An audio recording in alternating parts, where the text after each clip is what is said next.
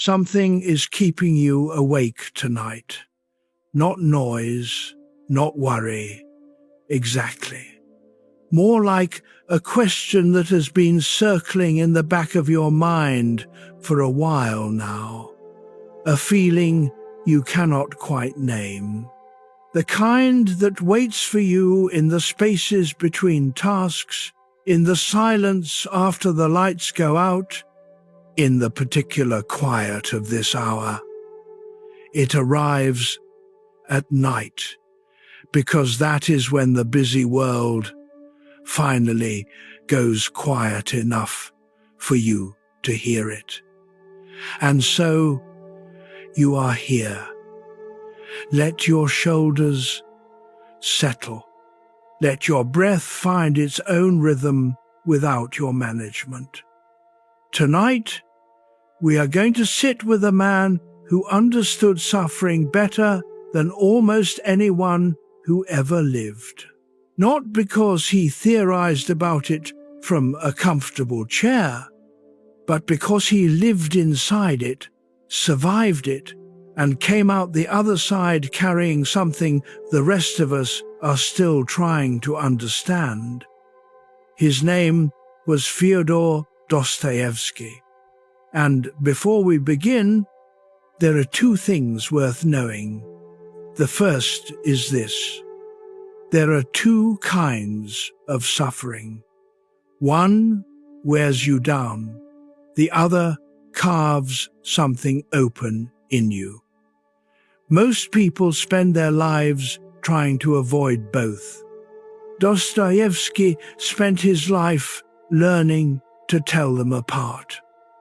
The second is this: somewhere in his story there is a moment, a cold square, a winter morning, a row of rifles pointed directly at him, that changed everything he believed about what it means to be alive. We will get to that story. But first, we need to understand what brought him there, because the wound that eventually deepened him was not a single event. It was an entire life. Fyodor Dostoevsky was born in Moscow in 1821, the second of 7 children. His father was a military doctor, devout, strict, and frequently frightening. His mother was warm and quietly literary. She read to the children. She showed them, by example, that words could carry a person through places that ordinary life could not reach. She died of tuberculosis when Fyodor was 15. 2 years later, his father was killed.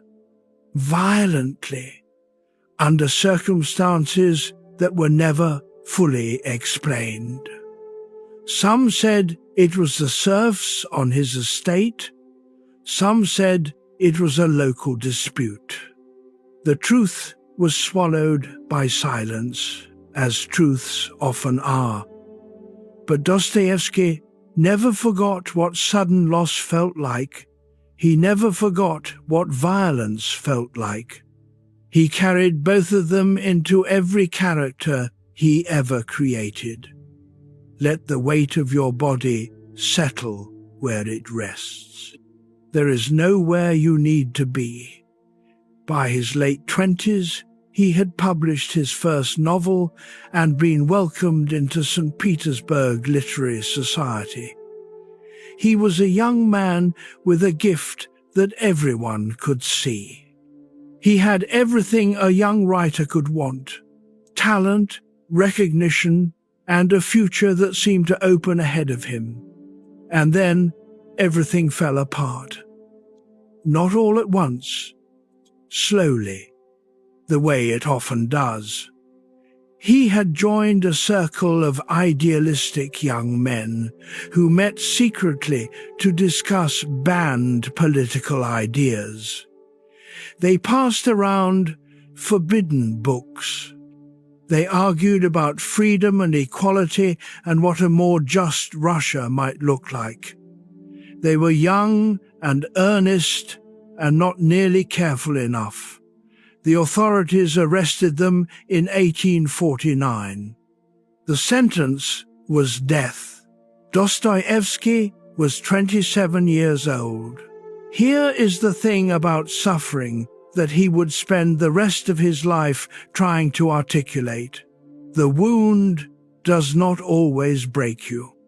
Sometimes, when it arrives at the right moment and is survived with the right kind of attention, it does something else entirely. It opens you. Like a door that has been shut for too long, suddenly coming free. He wrote in a letter to his brother from prison that he had begun to see human nature more clearly from inside suffering than he ever had from the outside. That hardship had given him a second sight, an ability to feel his way into another person's interior world that he had not possessed before, to understand not just what a person did, but why. Not just what they showed, but what they were hiding, and what they were hiding it from. Most of us know suffering only as something to escape. Dostoevsky knew it as something to enter. Not because he was drawn to pain for its own sake, not because he believed suffering was secretly good, but because he had seen with great clarity what happened to people who refused to feel it. They grew hollow, they grew brittle, they performed their lives rather than living them. And he could not write that. He could only write what he had survived. There is a quieter layer beneath all of this. The wound that deepens is not the wound that destroys you. It is the wound you eventually turn toward instead of away from. It is the wound that forces you to ask a harder question than any you were asking before. Tonight, we are going to follow that wound through the life and work of one of the most extraordinary minds who ever put pen to paper. We will not arrive at easy comfort, but we may arrive at something more useful, a map of the soul. And sometimes, when you have been handed the right map at the right moment, you discover that you are not as lost as you thought. By the time we reach the end of this, something may feel different, not fixed, not resolved, but a little more witnessed. And sometimes that is exactly enough to let you rest. Chapter 2, Suffering and the Split Soul. The first thing Dostoevsky noticed about people, and he noticed it in himself before anyone else, was that the human being is not one thing. We are at least two things, always. There is the version of us that functions in the world, the one that makes decisions, shows up, keeps promises, manages impressions, and maintains the story we tell others about who we are.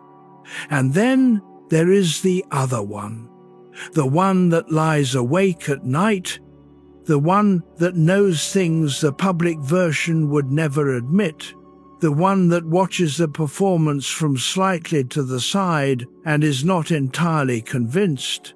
Dostoevsky called this the split soul. Not in those exact words, but the idea runs through everything he ever wrote like a current through dark water. His characters are almost never simple. They do not want one thing. They want two things that cancel each other out. They love and destroy the same person. They seek punishment and resist it. They confess and then immediately deny. They believe in something and curse it in the same paragraph. This is not a flaw in his writing. It is the most honest thing he ever did, because that is what the soul actually looks like from the inside. Let your breath settle. Let the muscles along your shoulders release a little. Think about a time you knew what the right thing to do was and did not do it anyway. Not because you were weak exactly, but because something in you pulled in a different direction with a force that logic could not explain, something older than reason, something that had its own reasons. Dostoevsky would have recognized you immediately. He spent his entire career writing about this gap between what we know and what we do, between who we believe ourselves to be and what we find ourselves capable of in the moments that matter. And his great insight, the one that took him decades to arrive at, was this: the split is not something to be ashamed of. It is something to be understood, because what the split is actually describing is the full range of being human, the capacity for cruelty and tenderness at the same time, the mind that can reason clearly and still betray itself, the heart that can love deeply and still choose badly. He had experienced both extremes in himself. He had known what it was to be respected and to be a prisoner, to be wealthy and to be destitute, to be genuinely loved and to feel utterly alone in a room full of people. The extremes of his own life gave him a fluency in the full range of human experience that few writers have ever matched. Here is the small detail that changes everything.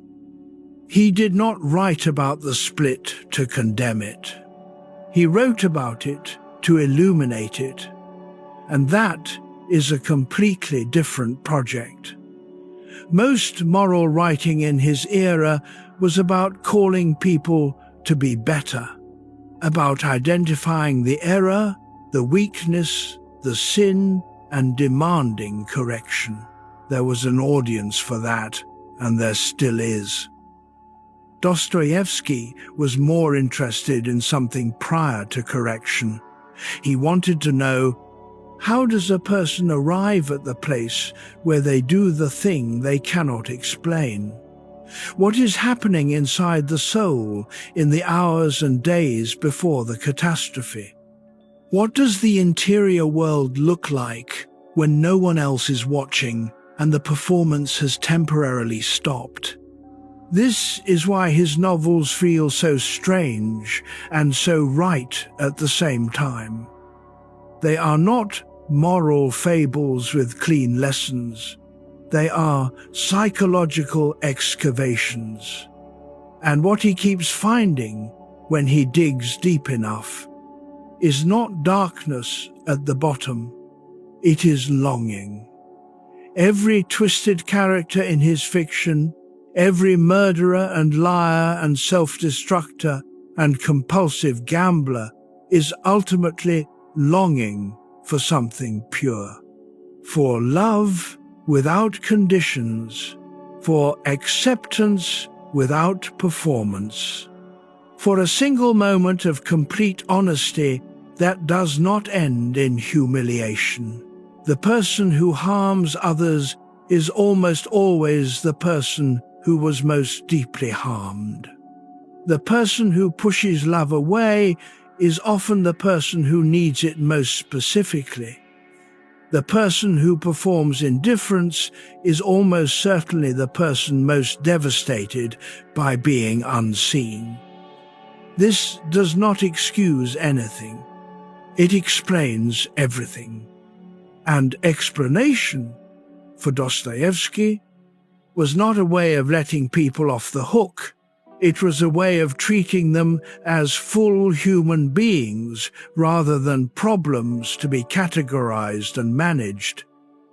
He had been treated as a problem, as a prisoner, as a number in a ledger.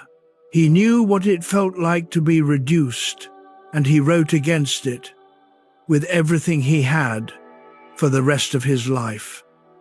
The soul is not simple. It is not consistent. It does not behave the way we would prefer, but at its deepest layer, it is in search of something real. And that search, that persistent, difficult, often misdirected search for contact with what is genuinely alive, is what we are going to follow tonight. Chapter 3. The Underground Mind Notes from Underground, published in 1864, is one of the strangest books ever written. It is narrated by a man who has no name. He calls himself simply the Underground Man. He is 40 years old, retired from a minor government position in St. Pons, Petersburg, living alone in a small apartment and deeply, obsessively aware of everything that is wrong with himself and with the world. He is not likable. He would be the first to tell you that. He is petty, resentful, sarcastic, and self-defeating. He performs contempt for human connection while craving it desperately. He knows every flaw in his own character and narrates them with a precision that is almost surgical.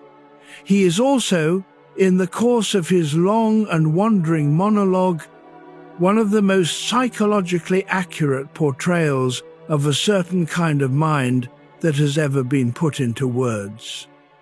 You may recognize something in him, not the pettiness necessarily, not the spite, but the awareness, the feeling of watching yourself from slightly outside, the experience of knowing too much about your own motivations to act simply.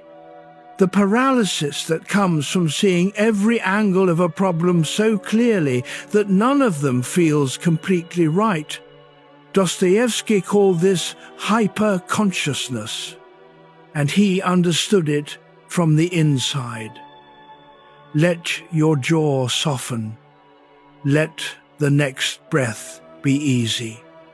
There is nothing to figure out right now. The Underground Man is a man who thinks too much. Not in the casual sense, we all know people who overthink, but in a more profound sense. He is a man whose intelligence has become an obstacle to his own life. He cannot act without immediately analyzing why he is acting. He cannot feel without questioning whether the feeling is authentic. He cannot want anything simply because the moment desire appears, he dissects it into its reasons, and the reasons hollow it out. The contemporary world has made more underground people than Dostoevsky could have imagined. We live in an era that rewards self-awareness and punishes naivety. We are taught to question everything, including our own instinct. And for many people, this education in irony and skepticism has left them unable to trust anything fully, not other people, not themselves, not the simple emotional responses that human beings were built to have. The Underground Man is not wrong about most of the things he observes. He is perceptive, precise, often painfully accurate about human self-deception. But being right, Dostoevsky understood, is not the same as being alive. Something changes when you look closer at his condition, because the underground man's real problem is not his intelligence, it is his refusal to be vulnerable. Every sharp observation is also a defense.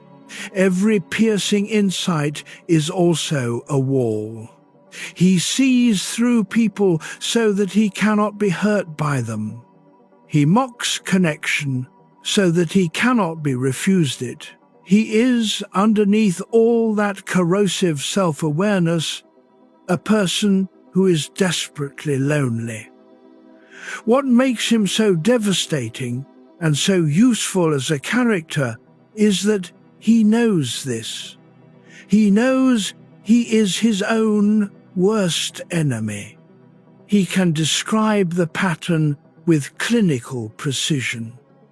He understands the mechanism that is running him, and still he cannot stop. This is the underground man's tragedy and his gift to the reader. Because when you see his trap clearly enough, you begin to see versions of it closer to home. Not the same trap, your version will look different. But the mechanism is recognizable. The way intelligence, when it is not accompanied by the courage to feel, can become a kind of prison. The way self-knowledge, without self-compassion, loops back on itself and produces only more analysis. The mind that watches itself too carefully begins to freeze. Dostoevsky wrote this more than a century before anyone had mapped the relationship between rumination and depression, between self-monitoring and paralysis, between the hypervigilant mind and its own exhaustion. He just knew. From the inside. And the underground, he was suggesting, is not a place. It is a posture. The posture of the mind that has withdrawn from the world but cannot stop reacting to it. The person who says they do not care, who proves over and over again that they do. And the way out, the route Dostoevsky would spend the rest of his career tracing, is not more thinking. It is something else entirely. We will get there. But first, we need to go a little further into the dark. Chapter 4. Overthinking in the dark. There is a specific kind of sleeplessness that has nothing to do with noise or discomfort. The body is fine. The room is fine. The world outside has gone quiet. But something is running inside the mind. A loop. A problem approached from every angle that still will not resolve. A conversation replayed with slightly different editing each time. A decision rehearsed. A question that keeps returning, wearing a different disguise, but asking the same thing it has always been asking. You know this feeling. Dostoevsky knew it too. The underground man's long interior monologue is not just literature. It is a map of what happens when the mind turns against itself. And what Dostoevsky understood almost 2 centuries ago is that this kind of mental weather is not a sign of weakness. It is a sign of sensitivity that has not yet found its container. Let the next breath be slightly slower, just a little. That is all. Here is what is happening when the mind will not stop at night. At its core, the mind is a pattern recognition machine. Its job is to make sense of things. When something does not resolve, when a problem has no clear solution, when a feeling has no clear name, when a relationship has no clear conclusion, the mind keeps returning to it. Not because it is malfunctioning, because it is doing exactly what it was designed to do. It is trying to finish what has not been finished. The trouble is that some things cannot be finished by thinking. Some things can only be finished by feeling, or by time, or by the slow acceptance that certain questions simply do not have answers that fit inside the kind of logic the mind prefers to work with. Dostoevsky understood this intuitively. His characters overthink in ways that destroy them, not because thinking is bad, but because they are using thinking to avoid something that only feeling can reach. Raskolnikov, in Crime and Punishment, does not commit his crime in a moment of passion. He thinks his way into it, rationally, methodically. He constructs an argument that justifies the unjustifiable, and then, when the argument is airtight and complete, he acts on it and immediately knows it was wrong. Not because the argument failed, but because the argument was never really the point. The real question underneath the argument was one he could not think his way around. Think of someone you know, or perhaps think of yourself, who cannot stop replaying a particular situation, who has examined it from every angle, who has written it out, talked it through, and still returns to it at 2 inches the morning with the engine still running. The problem is not insufficient analysis. The problem is that the mind is treating a wound as though it were a math problem, and wounds do not respond to math. They respond to acknowledgement, to being witnessed, to the slow, patient process of being felt rather than solved. Dostoevsky's most self-destructive characters are the ones who refuse this. They are brilliant, often. They can identify every error in their own thinking with impressive precision. But they will not put down the analysis long enough to simply feel what is there, and the feeling, postponed indefinitely, does not disappear. It accumulates. Feel the weight of your body where it rests. The surface beneath you is doing the work. You can let it. The thing Dostoevsky kept finding across novel after novel is that the mind quiets not when it finishes thinking, but when it is given something real to rest against. Something that is not analysis. Something that is contact. Contact with another person, honestly present. Contact with a truth that has been avoided. Contact with a feeling that has been repeatedly postponed. The underground man's tragedy is that he will not make contact with anything real. He observes, critiques, and retreats. The loop continues. But for Dostoevsky himself, contact was eventually what changed him. The brutal, unexpected contact of standing before a firing squad. The long, slow contact of prison life with other human beings who were suffering just as much as he was, in ways he could not dismiss or theorize around. He did not think his way through, he lived his way through. And if you are lying awake tonight with the engine of your own mind still running, that may be worth sitting with gently. You do not need to solve anything before morning, you just need to be here. Chapter 5. Guilt before the crime. In Crime and Punishment, there is something Dostoevsky does that most readers on first encounter do not quite catch. Raskolnikov feels guilty before he does anything wrong. The guilt arrives first, then the crime. This is not a structural accident. It is the entire point.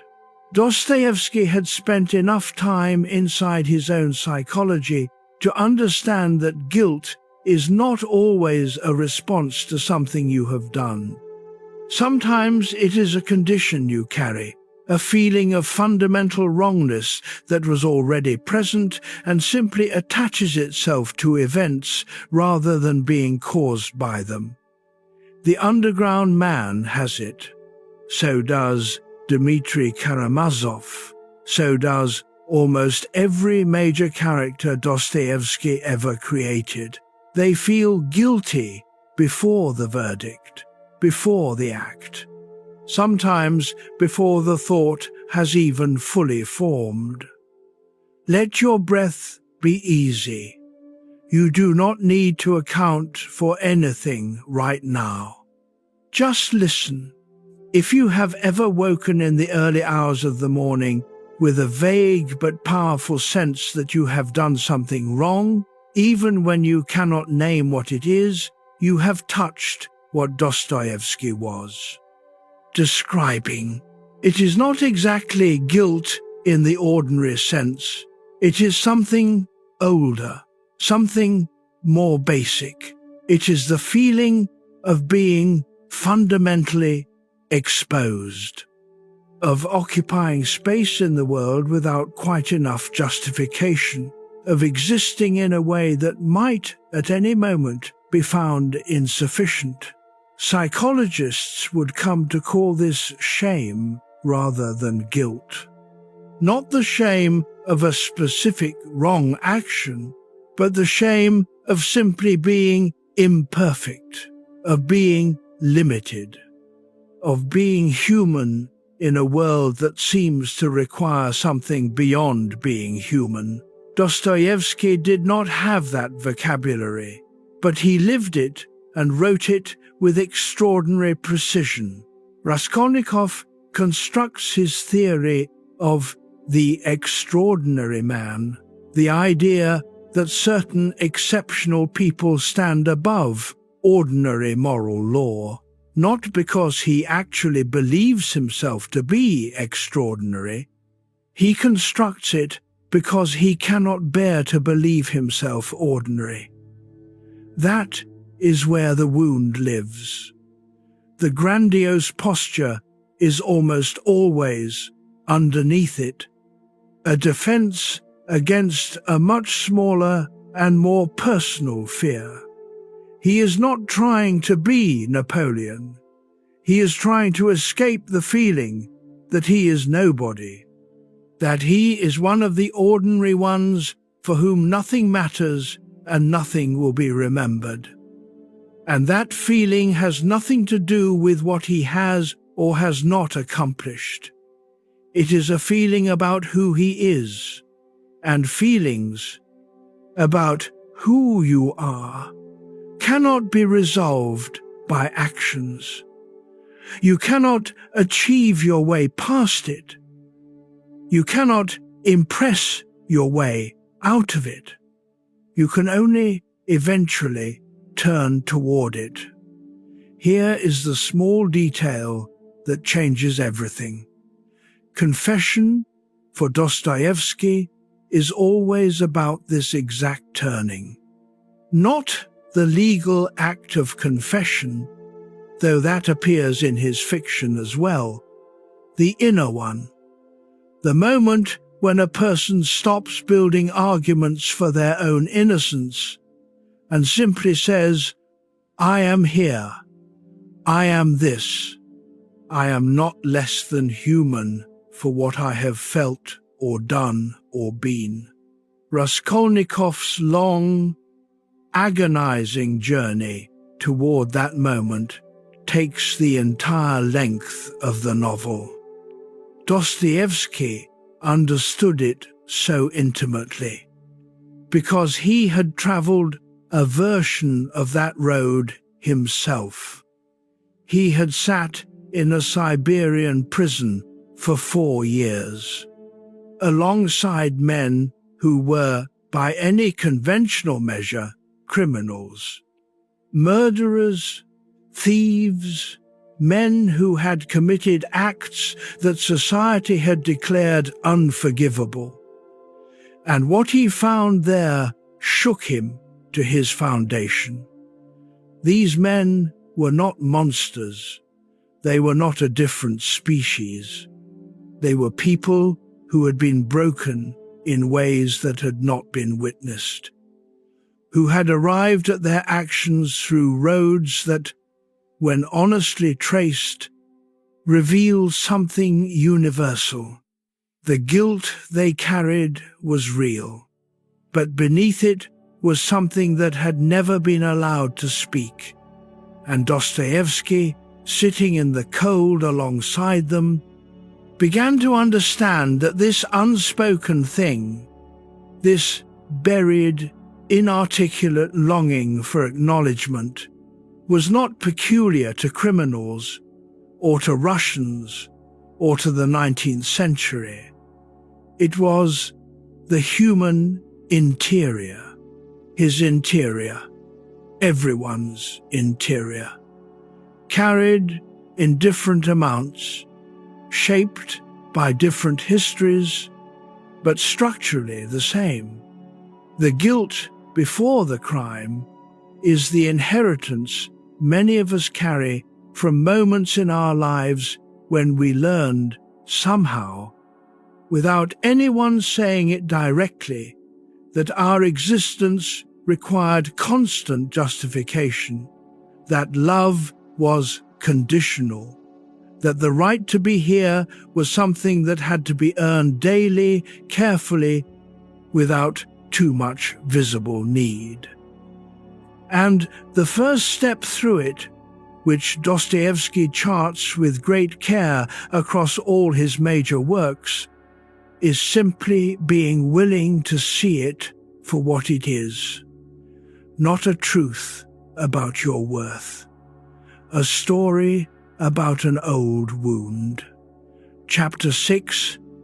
The inner critic punishes Raskolnikov, does not confess for a very long time.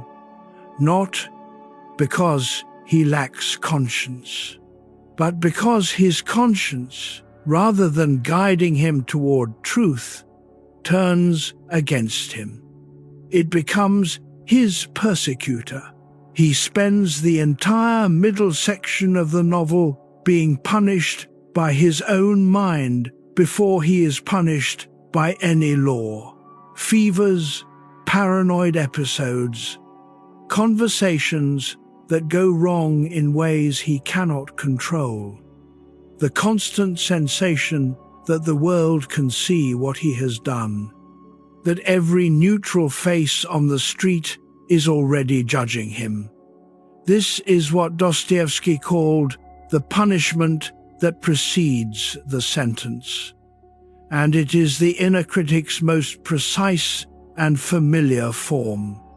The inner critic is not a new idea. Every tradition that has ever tried to understand the human mind has had a name for it. The harsh, internal voice. The judge who never rests. The presence that turns every difficulty into further evidence of fundamental failure. In Dostoevsky's Russia, it was often framed in terms of conscience and sin. But whether you frame it in religious language or psychological language, the mechanism is the same. Let your shoulders settle. Let the muscles behind your eyes relax. There is nothing requiring your vigilance right now. The inner critic takes something real, a mistake, a failure, a shortcoming, and extrapolates from that specific thing to a general verdict. It does not say, "You did something wrong." It says, "You are something wrong." That is the sleight of hand that causes all the damage. Because a wrong action can be corrected. It can be apologized for, learned from, made right in whatever way remains available. But being fundamentally wrong, being a flawed thing at the core, has no corrective. There is nowhere to go with that verdict except inward. Into more self-examination, more accusations, more evidence gathered against yourself by yourself. Raskolnikov is brilliant at gathering evidence. He replays the night of the crime in enormous detail. He adds what he missed. He removes every possible justification. He constructs the prosecution's case with the same skill he might have brought to any intellectual project.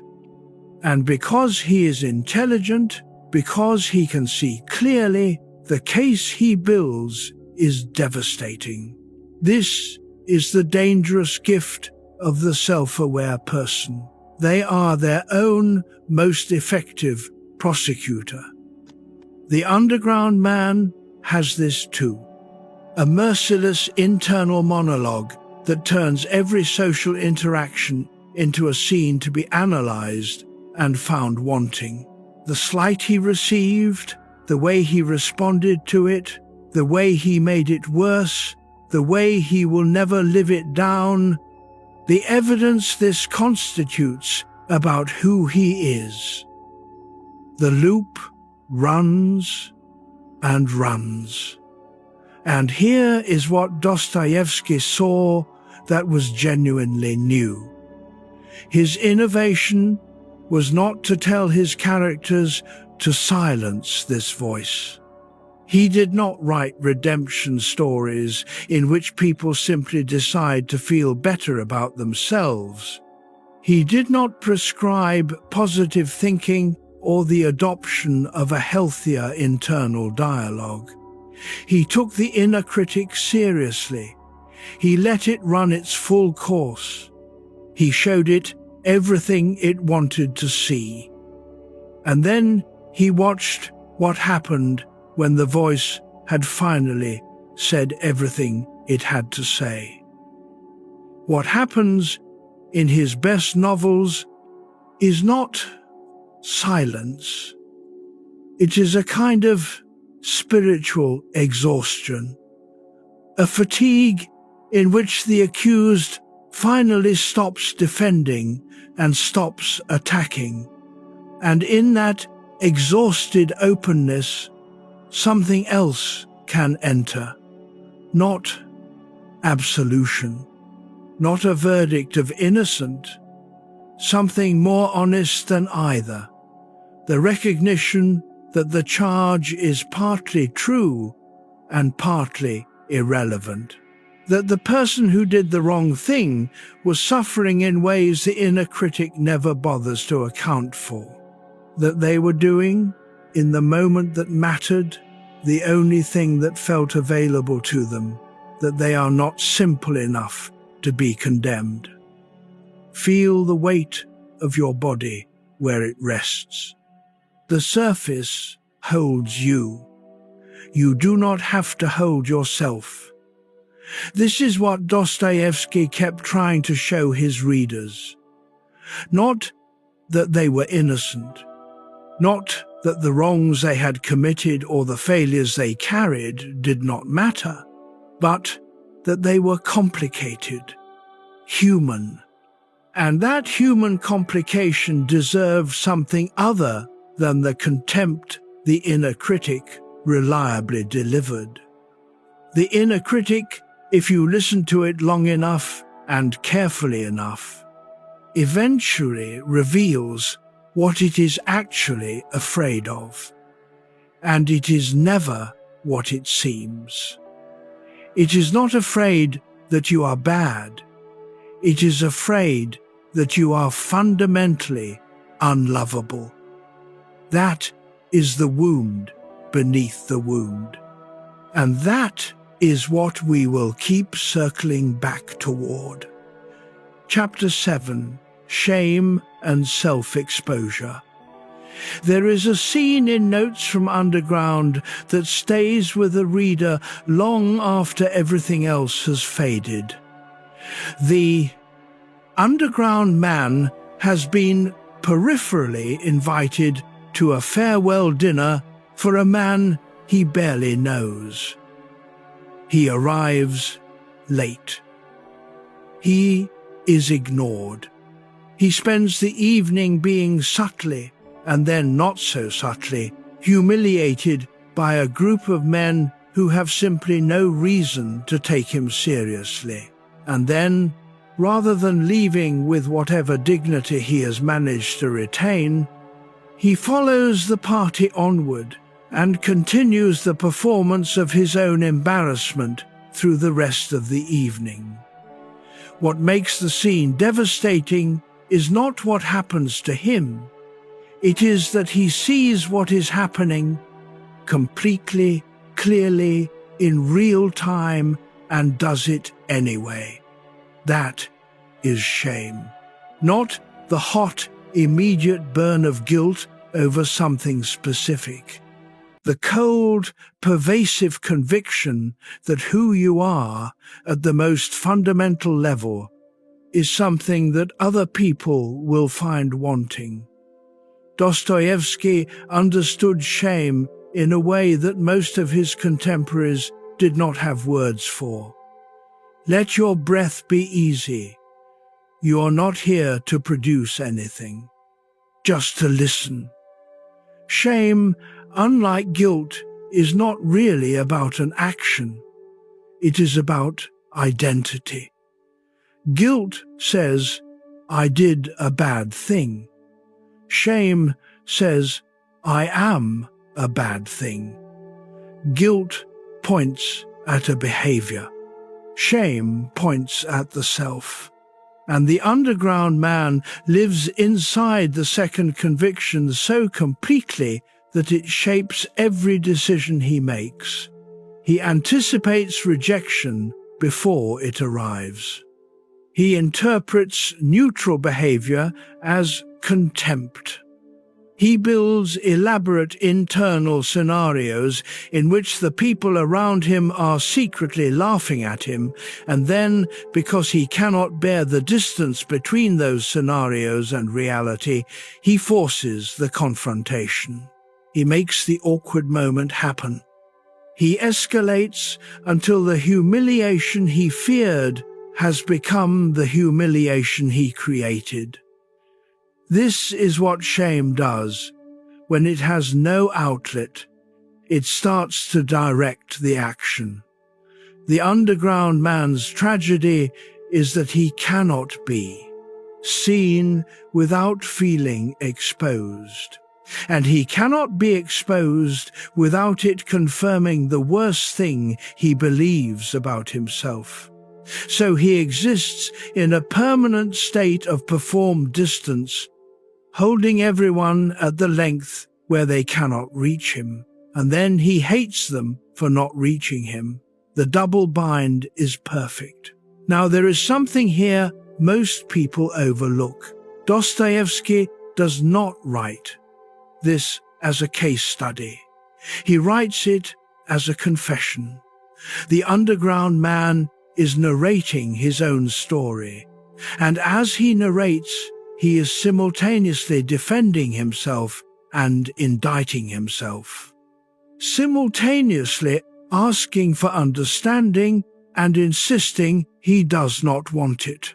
He is exposing himself while narrating his terror of exposure, and somehow that double motion, the flinching and the showing, the hiding and the revealing, is the most honest thing in the entire book.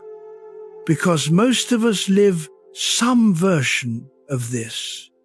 Not the extreme version, not the underground man's total withdrawal, but something recognizable in its shape, the part of you that wants to be understood but cannot quite bear to explain, the part that needs to be seen but keeps making itself difficult to find. Self-exposure, for Dostoevsky, was not vanity or weakness. It was the only thing that broke the loop.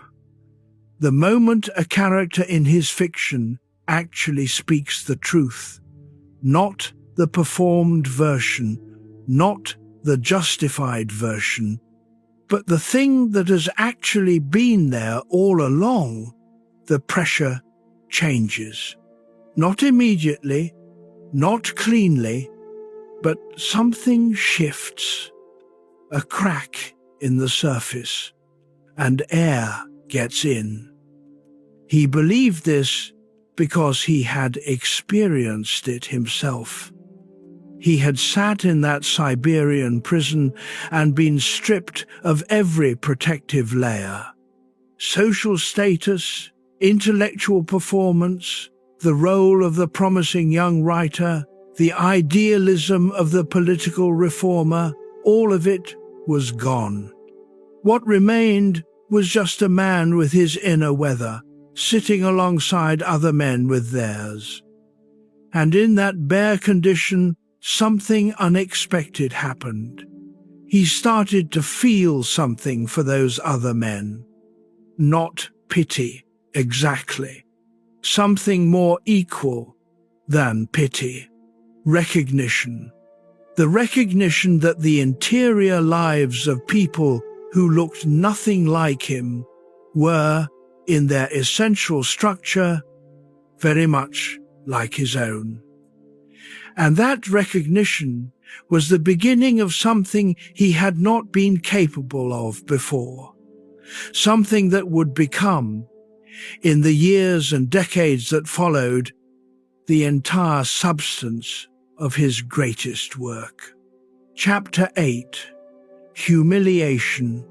As Trauma Dostoevsky returned to one particular type of character again and again across his entire career, he called them sometimes the humiliated and the insulted. They are a recurring presence in his world. People who have been reduced by circumstances, by other people, by systems too large and indifferent to fight, and who carry that reduction in every gesture they make, in the way they hold themselves, in the way they flinch before they are struck. The humiliated person is not simply sad. They have been damaged in a specific place, in their understanding of what they deserve. They have been taught by events powerful enough to leave a lasting mark that they are the kind of person things happen to. That is not a thought. It is a bodily knowledge, something stored below the level of language. Let your body be heavy where it rests. You do not have to manage anything right now. In The Idiot, there is a character named Nastasia Filipovna. She is brilliant, beautiful, magnetic. She is also a woman who was exploited as a young girl by a man who had complete power over her, and who has spent the years since unable to accept that she deserves anything other than what was done to her. She is surrounded by people who want to help her. She refuses them all, not because she does not want to be helped, but because she does not believe she is the kind of person who can be. She is so accustomed to being treated as an object of someone else's story that love, when it is offered to her cleanly and without a hidden price, does not feel like love. It feels like a trick. She destroys what she loves because she believes at the deepest level that destruction is what she is. And Dostoevsky does not judge her for this. He watches her with a grief that is also unmistakably understanding, because he had seen this before. He had seen it in Siberian prisoners who could not accept small kindnesses because kindness was not part of the world they had learned to navigate. He had recognized it in himself, in the strange relief he felt when things went badly, as though the disaster had confirmed something he had been quietly bracing for. Humiliation, when it is repeated and survived, eventually becomes the baseline. It stops feeling like an injury and starts feeling like the natural condition of things. This is not weakness. This is adaptation. The nervous system, faced with consistent threat, learns to expect the threat. It becomes vigilant in the direction of pain. And when something else arrives, something gentle, something offered without a hidden cost, the vigilance does not know what to do with it. The body is not sure whether gentleness is safe. It has learned through experience that safety was not a reliable feature of the world. Notice the air around you. Notice the quiet. Your body already knows more about safety than your thoughts are giving it credit for. The insight Dostoevsky kept arriving at through his humiliated characters is that the injury was real, but the verdict was wrong. Something terrible happened. That is true. That something terrible is all that was ever going to happen. That is the injury talking, not the truth. He showed this most clearly with Alyosha Karamazov, the youngest of the three brothers. Alyosha grew up inside the same family chaos as his siblings. The same absent, drunk, shameless father. The same instability. The same conditions that produced very different outcomes in Dmitri and Ivan. And yet, Alyosha became the gentlest figure in all of Dostoevsky's fiction. Not because he escaped the damage, but because he encountered someone early enough who reflected something different back to him. His teacher, the elder Zosima, showed him that the interior wound does not have to become the only lens through which the world is seen, that the person who has been reduced can, in time, choose to refuse the reduction. Not by pretending it did not happen, not by minimizing what was done, but by building, slowly and imperfectly, a different self-knowledge alongside the wound. That is slow work. It does not happen in a single conversation or a single evening, but it begins with a particular quality of attention. The attention Dostoevsky tried to give his characters, not condemnation, not the inner critic's verdict. Something closer, much closer to mercy. Chapter 9, Freedom That Terrifies. In the brothers Karamazov, There is a passage near the middle of the novel that many readers consider the most important thing Dostoevsky ever wrote. It is called The Grand Inquisitor. Ivan Karamazov, the intellectual brother, tells a prose poem he has composed. In it, Christ returns to earth during the Spanish Inquisition. He moves through the streets of Seville. He heals the sick. He raises a child from the dead. People recognize him. And then, quietly, the Grand Inquisitor, an old man who has spent his entire life managing the church, has him arrested. That night, the Inquisitor visits Christ in his cell and explains why he must be imprisoned. Because freedom, the old man argues, is not what people actually want. What people want is bread, security, someone to follow, someone to tell them what to do so they do not have to bear the impossible weight of choosing for themselves. Let your breath settle. Just listen. The Inquisitor is not a simple villain. He genuinely loves the people he is keeping in gentle captivity. He believes with complete sincerity that he is being merciful, that the gift Christ offered, the gift of radical freedom, of genuine choice, of self-determination, was a gift most people could not carry. Dostoevsky was examining something he had lived in Siberia. In a prison camp, there are no choices. Everything is decided for you. When you eat, when you sleep, where you go, what you wear.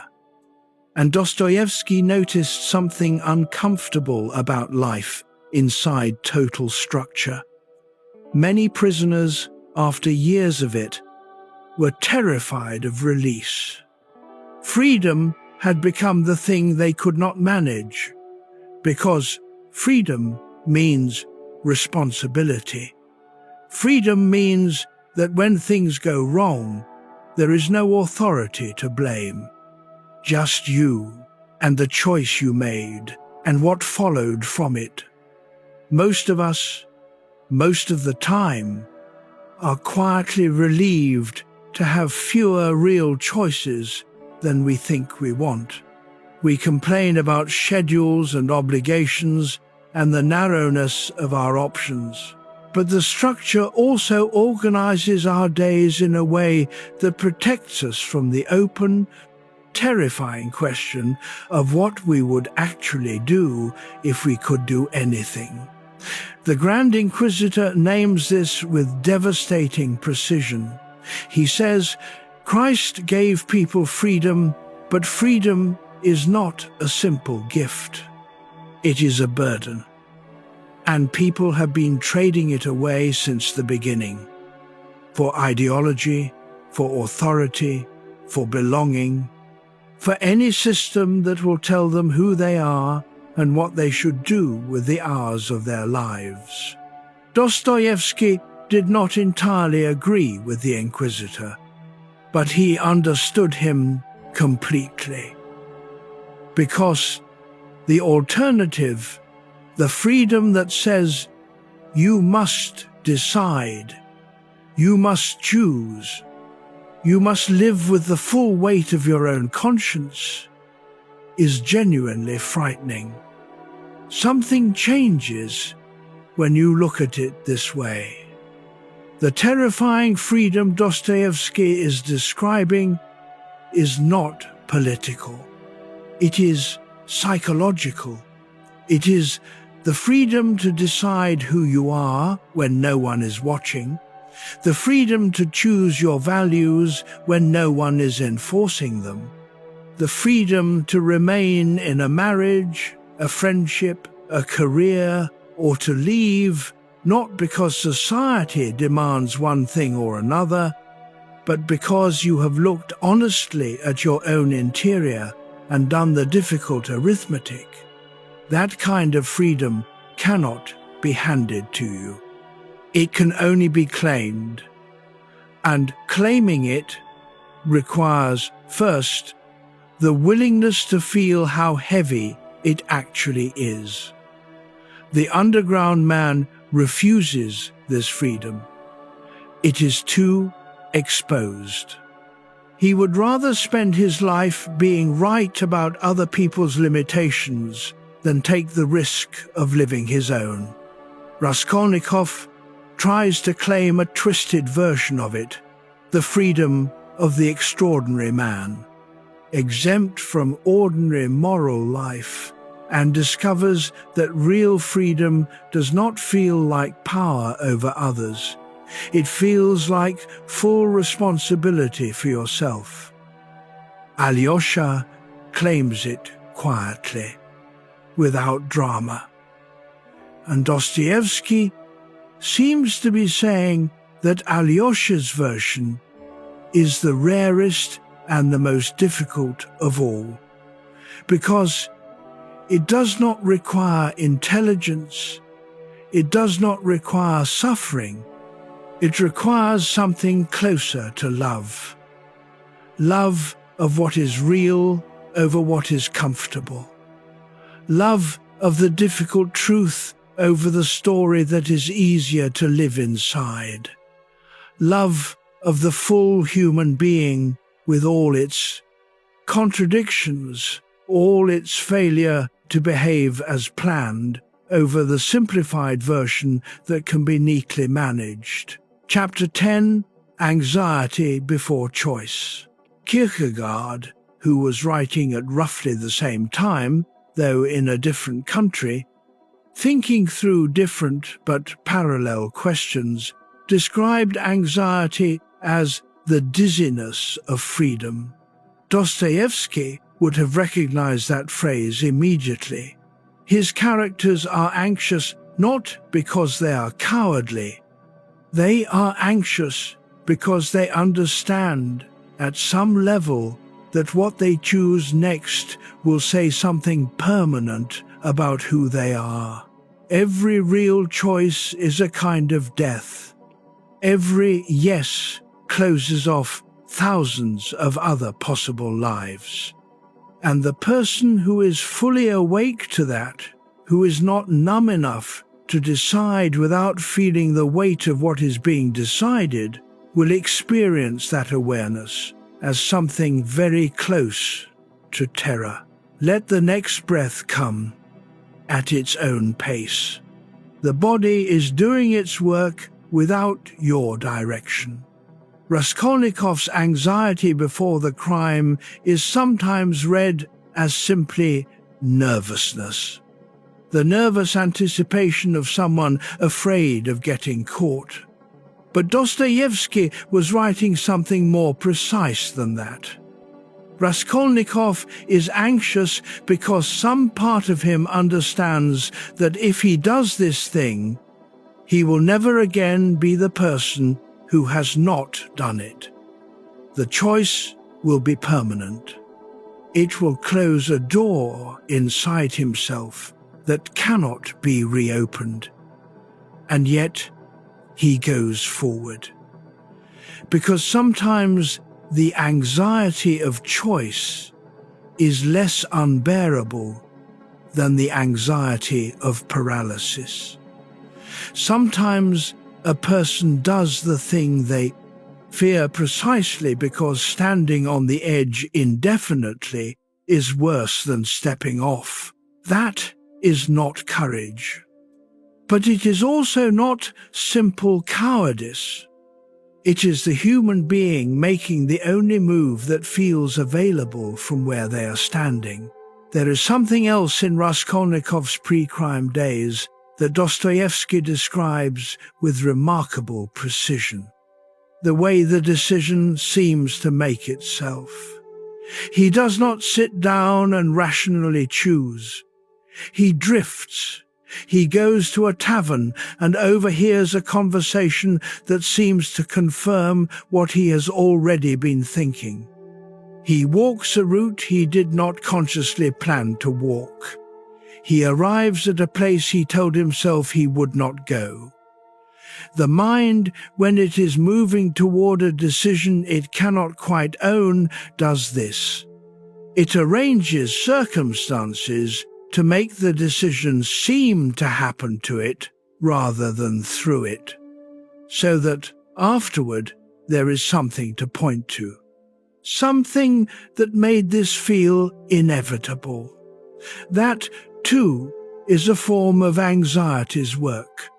Not the direct confrontation with choice, but the sidelong approach.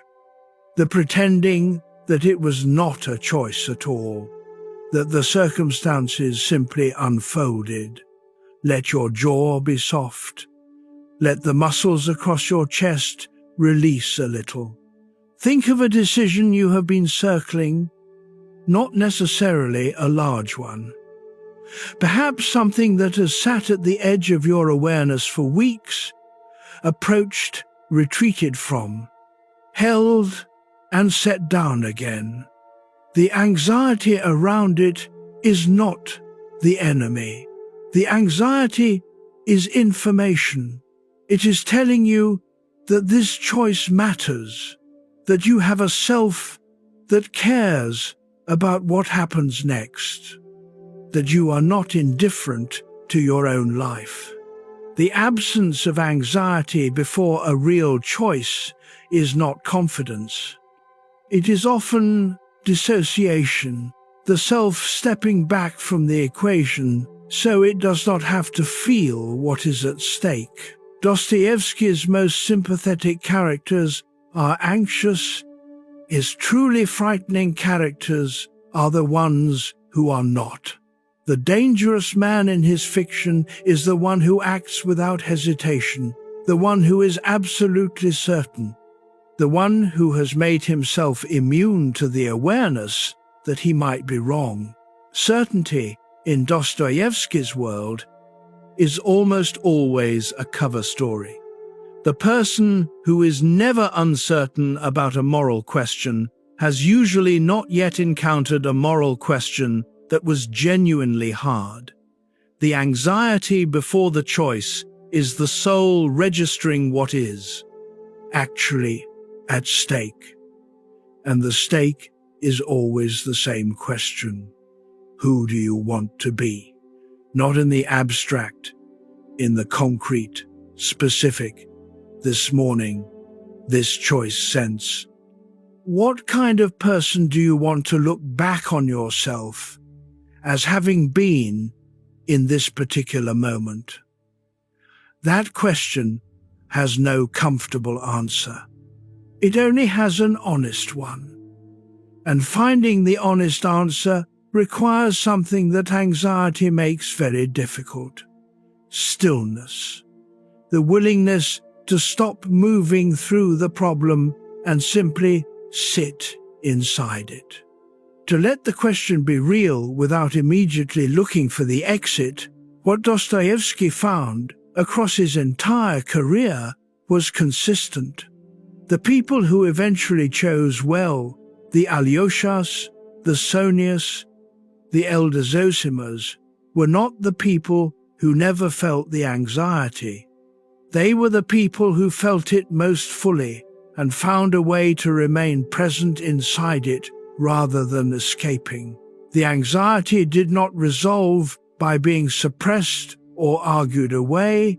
It resolved by being inhabited long enough to reveal what was underneath it. Not terror, longing. The longing to be the person you already know yourself capable of being. Chapter 11, The Seduction of Confession. Confession runs through Dostoevsky's work like a river that will not stop. Characters confess to crimes, to sins, to private shames they have carried for decades, to feelings they can barely name, to things they did and things they only imagined doing and things they fear they might one day do. Some confessions are legal, many are not. All of them, in Dostoevsky's telling, have the same root: the unbearable weight of being the only one who knows. There is something specific that happens when a secret lives inside you long enough. It grows, not in size exactly, but in pressure. It takes up more room than it should. It starts to shape the way you move through conversations, through rooms, through relationships. You become slightly careful in ways that are hard to explain. You are always a little aware of what must not appear. And that vigilance, that constant, low-level management of what is visible, is exhausting in a way that is difficult to describe to anyone who has not felt it from the inside. Let your jaw go soft. Let the space behind your eyes relax a little. There is nothing that needs to be kept track of right now. Raskolnikov, after the crime, becomes a man in a glass box. He can see out. People can see in. But he cannot make real contact, because contact would require being present, and being present would require being known, and being known would mean letting the thing he is carrying become visible to someone else. He deteriorates.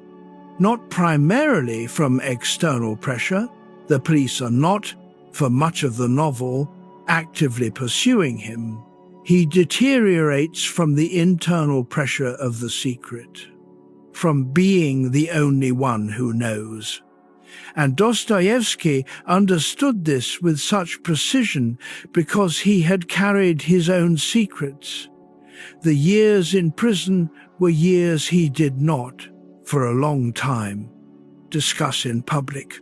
The gambling addiction which dominated much of his middle life was a source of private shame he could not easily speak about. His deepest religious doubts, which were profound and genuine, existed alongside his public role as a defender of Russian faith. He knew the cost of being unable to speak, and so his characters keep confessing. Not always to the right person, not always at the right time. Sometimes in fragments and disguises that obscure more than they reveal. Sometimes in ways that shock and destroy, but always moving, however tortuously, in the direction of speech, toward saying, I am this, I have been this, I have done this. There is a quieter layer beneath the obvious meaning of confession. The seduction is not absolution, not, for Dostoevsky, in the simple transactional sense. It is not about being forgiven or let off the hook. It is about the end of the performance. The relief is in no longer maintaining the gap between what is true and what is being shown. In the collapse of that distance, and once you have spoken a thing, once it exists in language between two people rather than only inside one, it has a completely different relationship to you. It is no longer fully private. It has been shared, and sharing changes everything. Not because the fact changes, but because you are no longer alone with it. Sonia, in Crime and Punishment, is the character Raskolnikov eventually confesses to. She is young, living in extreme poverty, supporting her family in a way that has cost her everything. She has every reason to judge him. every reason to be brittle and closed. She hears his confession and does not flinch. She does not absolve him. She tells him he must give himself up. She holds what he has said without being destroyed by it. And in that moment, for the first time in the novel, Raskolnikov is visible, not displayed, not performing, not justifying, simply visible. Dostoevsky seems to be saying that this moment of being held without being condemned is the beginning of the only real healing his characters ever find, not the resolution of the crime, not the punishment, not the moral lesson, the moment of being fully seen and remaining intact. You do not have to confess anything tonight. But if you are carrying something alone, it may be worth knowing that the weight is the secrecy as much as the thing itself. The pressure often lives in the keeping, not in what is kept. Chapter 12, Pride Against Love. There is a wound Dostoevsky kept circling throughout his career. He never gave it a single name, but it appears in character after character, wearing different costumes, always with the same face underneath. The wound of refusing love because accepting it would require admitting that you need it. Pride, in his world, is never simple vanity.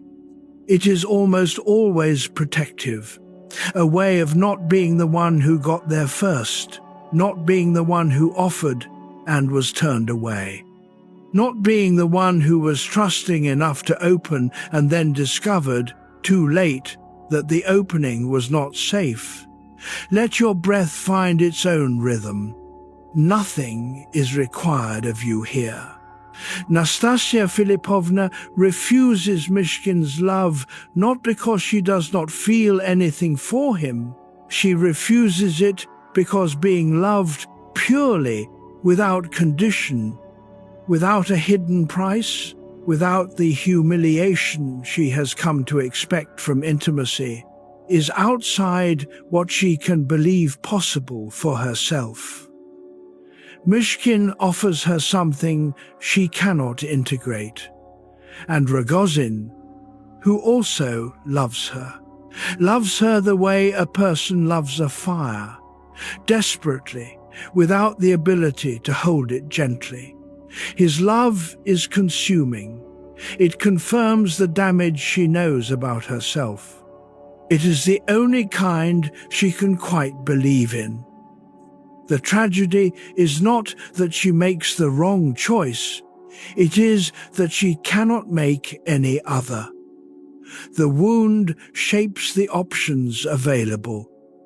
This is what Dostoevsky understood about pride. It is not always arrogance. Sometimes it is the armor a person who has been very badly hurt builds to ensure they are never hurt in exactly that way again. The underground man's pride is nearly impenetrable because his sensitivity is immense. He is not indifferent to what people think of him. He is so profoundly responsive to others' opinions that he has had to build an entire philosophy of self-sufficiency just to survive the intensity of caring. His contempt for the world is exactly proportional to his hunger for its acceptance. This is the math that most people, looking from the outside, never see. The person who seems most indifferent is often the person for whom connection is most charged. The person who refuses love most completely is often the person who needs it most specifically. Now, something beneath this is worth sitting with, because pride against love is not only about romance. It is about every form of contact we refuse. The apology that sits in the chest for months rather than being spoken. The gratitude we do not express because expressing it would mean acknowledging that someone mattered. The admission of being wrong that is avoided not because we are certain we are right, but because the admission feels dangerous. All of these are pride operating against the very thing that would relieve us. And Dostoevsky's deepest insight, the one he kept returning to across every major work, was that the relief is always on the other side of the crossing, always on the other side of the moment when pride gives way. Not because that moment is graceful or beautiful, it is often neither. The scenes in his novels where characters break through their own armor are frequently ugly, sobbing, undignified by any conventional standard. But they are alive in a way the performance was not. They are present in a way the distance never allowed. He believed, and this belief grows stronger in his later work, that love is not simply a feeling that passes between people under favorable conditions. It is the basic orientation of the soul toward reality. The soul that loves is the soul that can bear to see things as they actually are, including seeing itself. The soul defended by pride can only see things as they need to be managed, and managing is not the same as living. He knew this from his own experience. He had been proud, and it had cost him relationships and opportunities. He had been humbled by prison, and it had given him back something more valuable. He had spent years oscillating between the two positions, and what he kept writing from inside all of that was a single message in different forms. The love you will not accept is the love that might save you. Not because it is convenient or comfortable, because it is real. Chapter 13, Loneliness in the crowd. St. Petersburg, in Dostoevsky's novels, is never simply a city. It is a pressure, a character, a condition that shapes everything inside it. The foggy streets, the narrow canals, the stacked apartment buildings where everyone can hear what everyone else is doing and no one knows anything real about anyone else. A city that moves with the speed and indifference of something that has no particular use for the individual interior. Dostoevsky moved to St. Petersburg as a young man, and it marked him in ways that appear on every page he ever wrote. The city was modern, aspirational, European in its ambitions. It was also profoundly inhuman in its daily textures. It rewarded performance and had no patience for the inner life. And in that environment, he watched people become lonely in a way that was specifically urban, specifically modern. Not the loneliness of the hermit in a remote place, the loneliness of someone surrounded at all times by people. Let the next breath settle. Just feel the air moving. The underground man lives in a city of millions and has not one genuine connection. He sees crowds every day, on the streets, in offices, in the restaurant, where he is humiliated and is utterly isolated within them. He knows how to navigate social situations. He understands the codes, but he is performing navigation, not experiencing contact. And there is a particular weight to that distinction. To be in a room full of people and feel the absence of anything real is a specific and difficult experience. It is different from being physically alone. In many ways, it is harder because the company highlights the absence of contact rather than excusing it. This is the form of loneliness Dostoevsky was most interested in. Not geographic isolation, existential isolation. And the modern world has since perfected the conditions that produce it. We have more communication technology than any civilization in history. We are surrounded at all times by the visible lives of other people, their announcements and their achievements and their carefully curated images. And many people feel more unknown now than their grandparents did in places they could never leave. The form has changed. The underground is larger. The mechanism is the same. Dostoevsky's characters move through crowds and remain untouched by them. They are present in a purely technical sense. Interiorly, they are elsewhere, translating everything that happens into evidence about themselves rather than experiencing genuine contact with whoever is in front of them. This is not simply a character flaw. It is a response to an environment that was not designed for the interior life. An environment that rewards the performance of connection without creating the actual conditions for it. Real connection requires slowness, requires imperfection, requires the willingness to be boring and human and slightly awkward in front of another person and to let them see you anyway. The city has no use for boring and human, and so the lonely person in the crowd becomes very good at the performance and more alienated from the substance. You may recognize this pattern without having read a word of Dostoevsky.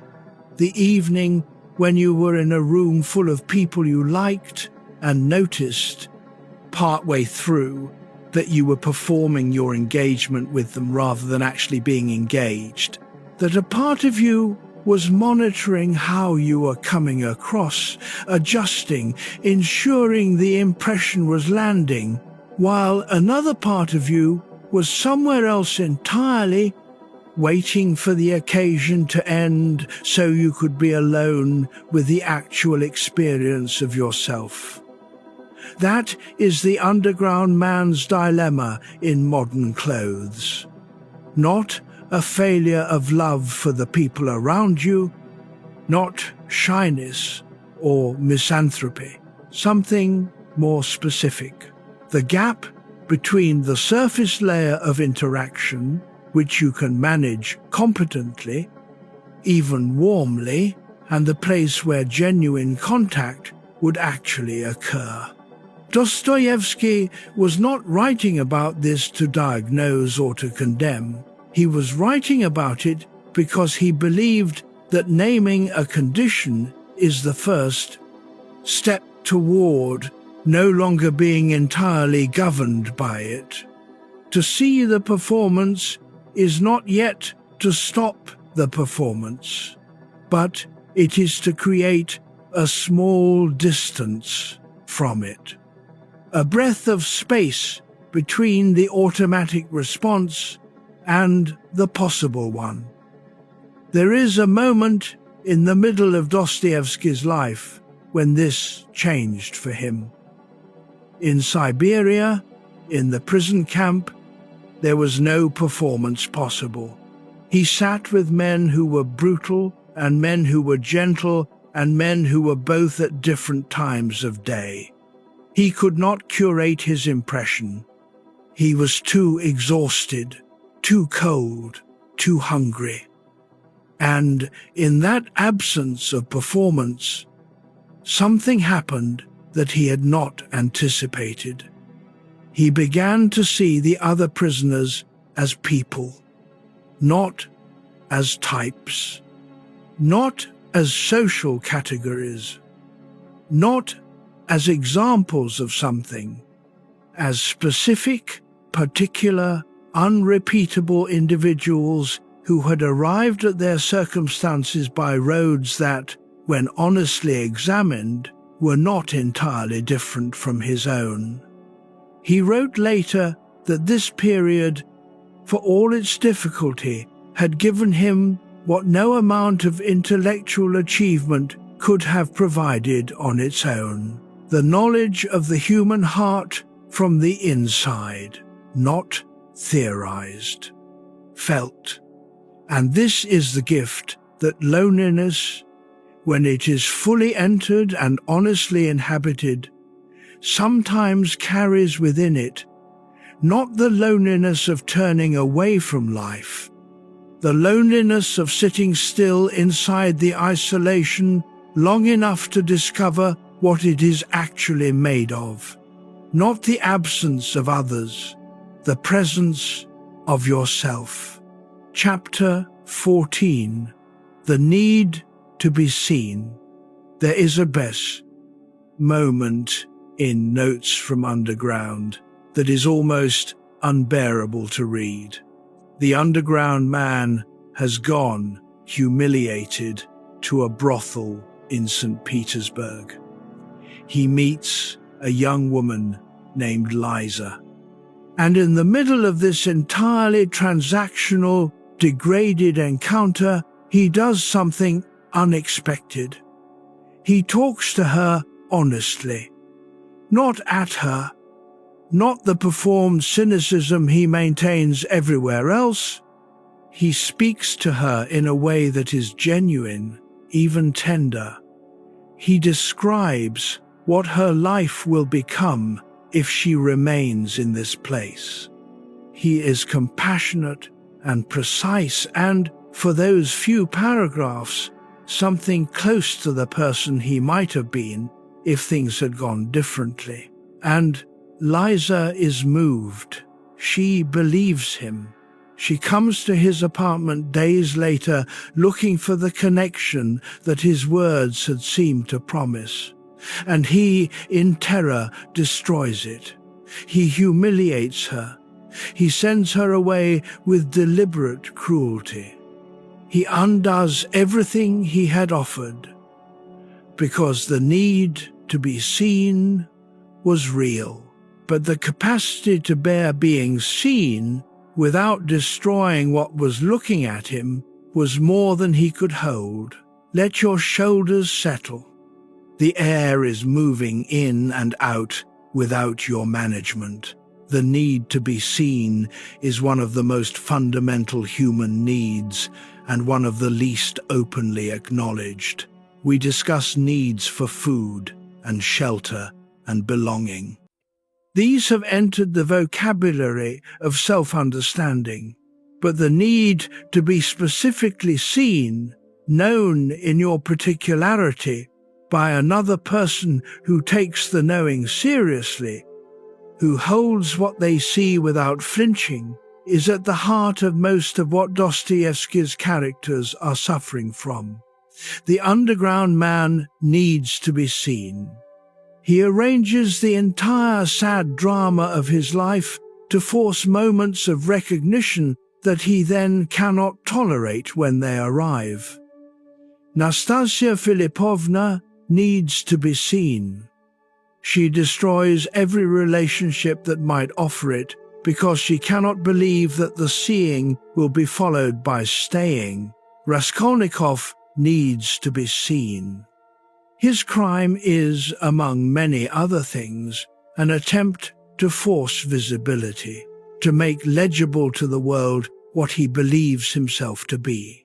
Not an ordinary student in a small room, but something capable of extraordinary things.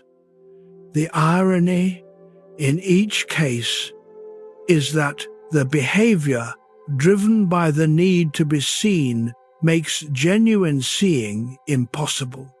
The underground man's contempt keeps people at the distance where they cannot see him clearly. Nastasia's self-destruction confirms the verdict she fears rather than disproving it. Raskolnikov's transgression makes him visible in the worst possible way, not as the extraordinary person he imagined, but as a man with a terrible secret. This is the trap Dostoevsky kept drawing.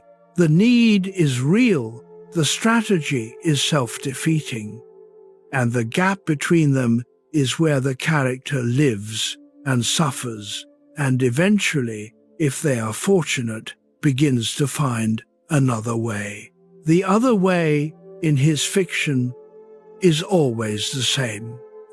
It is not achieving visibility through performance or achievement or transgression.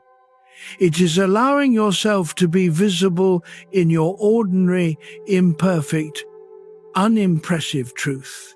To let another person see the confusion alongside the intelligence, the fear alongside the confidence, the longing alongside the contempt.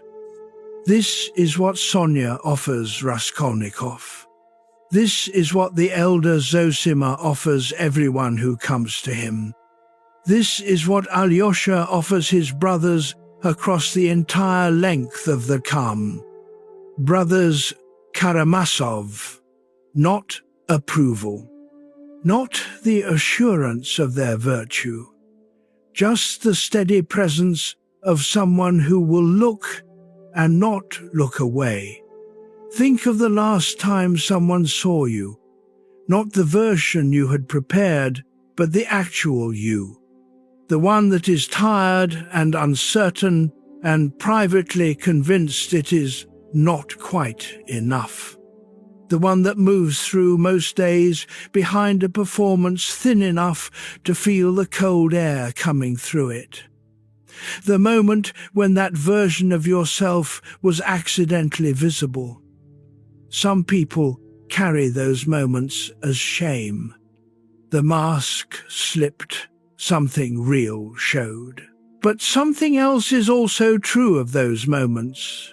They are often the ones that created the most actual contact with another person, the most genuine conversation, the most lasting sense of being in the presence of someone rather than beside them.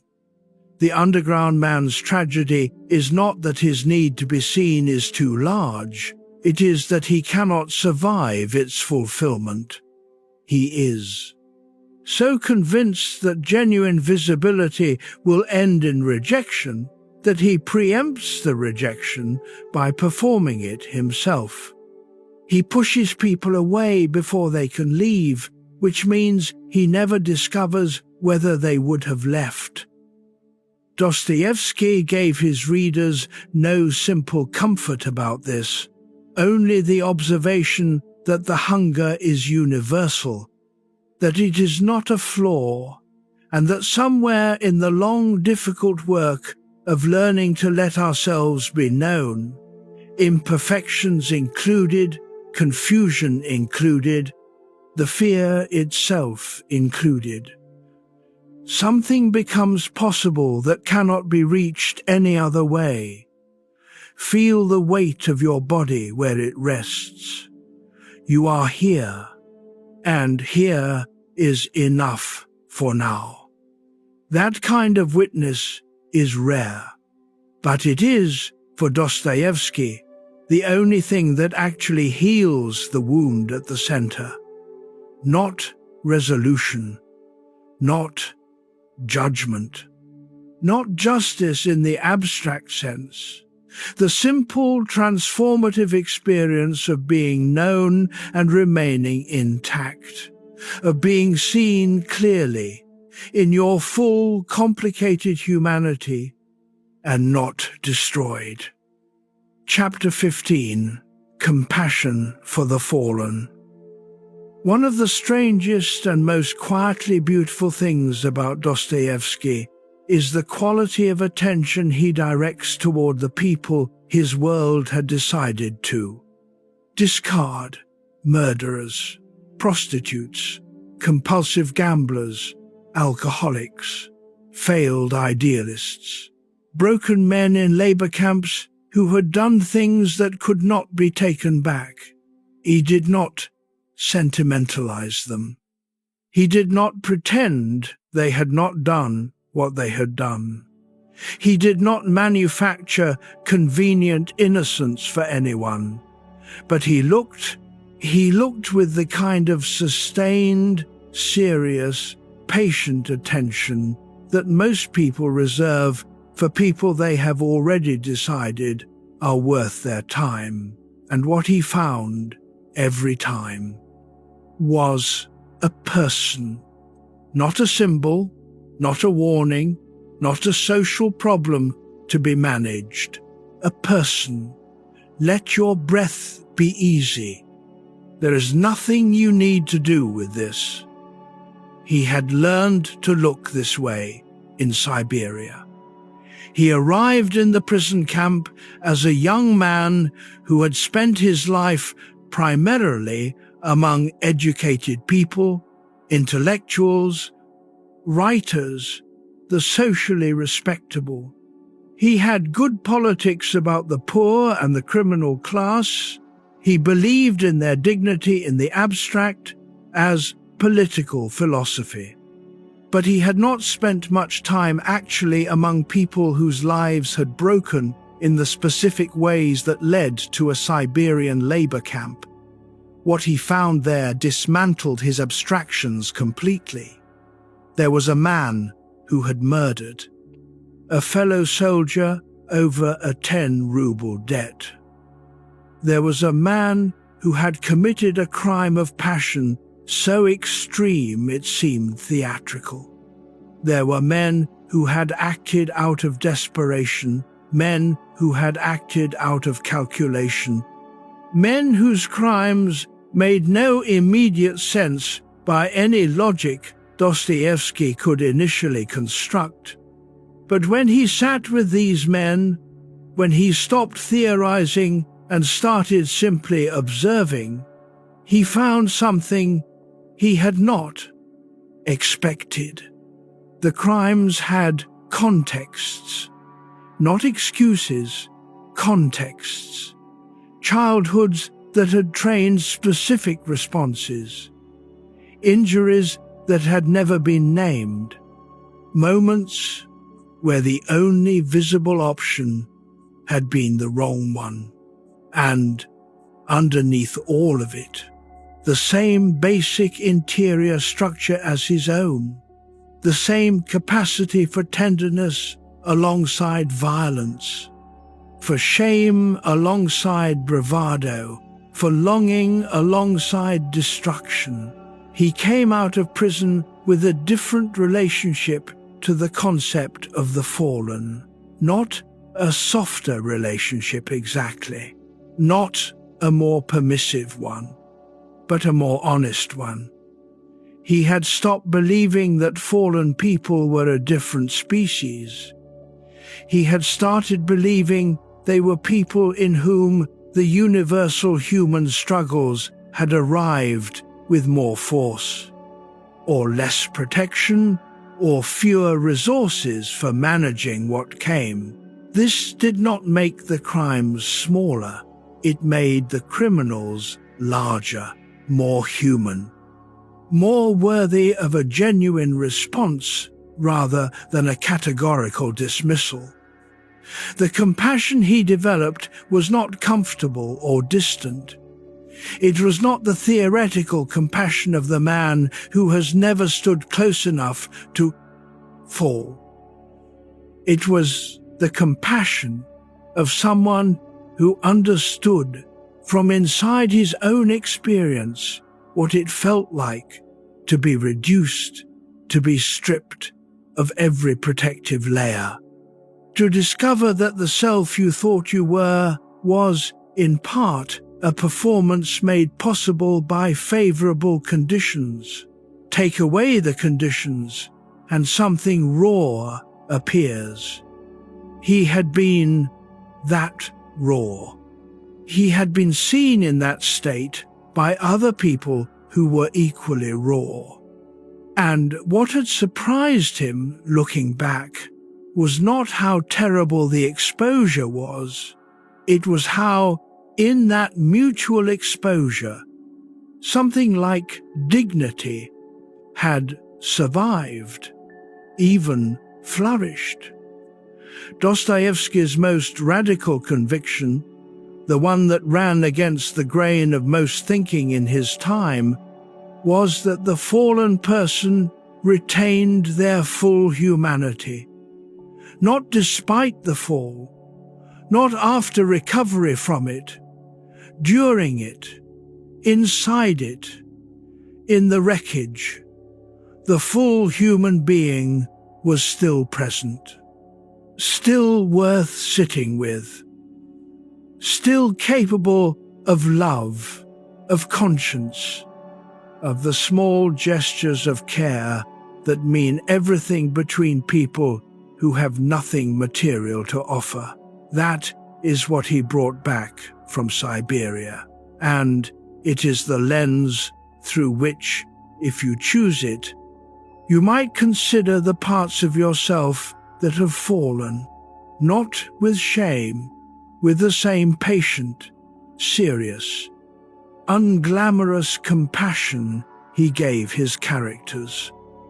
Think of something in yourself that you have categorized as a failure, not the ordinary kind of shortcoming that everyone has and everyone discusses, the deeper kind, the version of yourself that behaved in ways you are still not entirely at peace with, the chapter of your life that you move past quickly when the story comes up.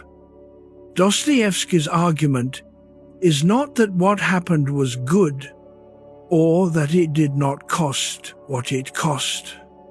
His argument is that the person you were in that chapter was not a different species from the person you are now. They were you in specific circumstances, with the specific resources and the specific injuries and the specific blindnesses you carried at that time. And if you were to look at that person with the quality of attention he brought to Sonia, to Dmitri, to the men in the labor camp whose crimes he could not excuse, and whose humanity he could not deny, what would you see? Not a verdict, a person. The same capacity for longing and for smallness, for love and for error, that every other human interior contains. The compassion he developed was not comfortable or distant. It was not the theoretical compassion of the man who has never stood close enough to fall.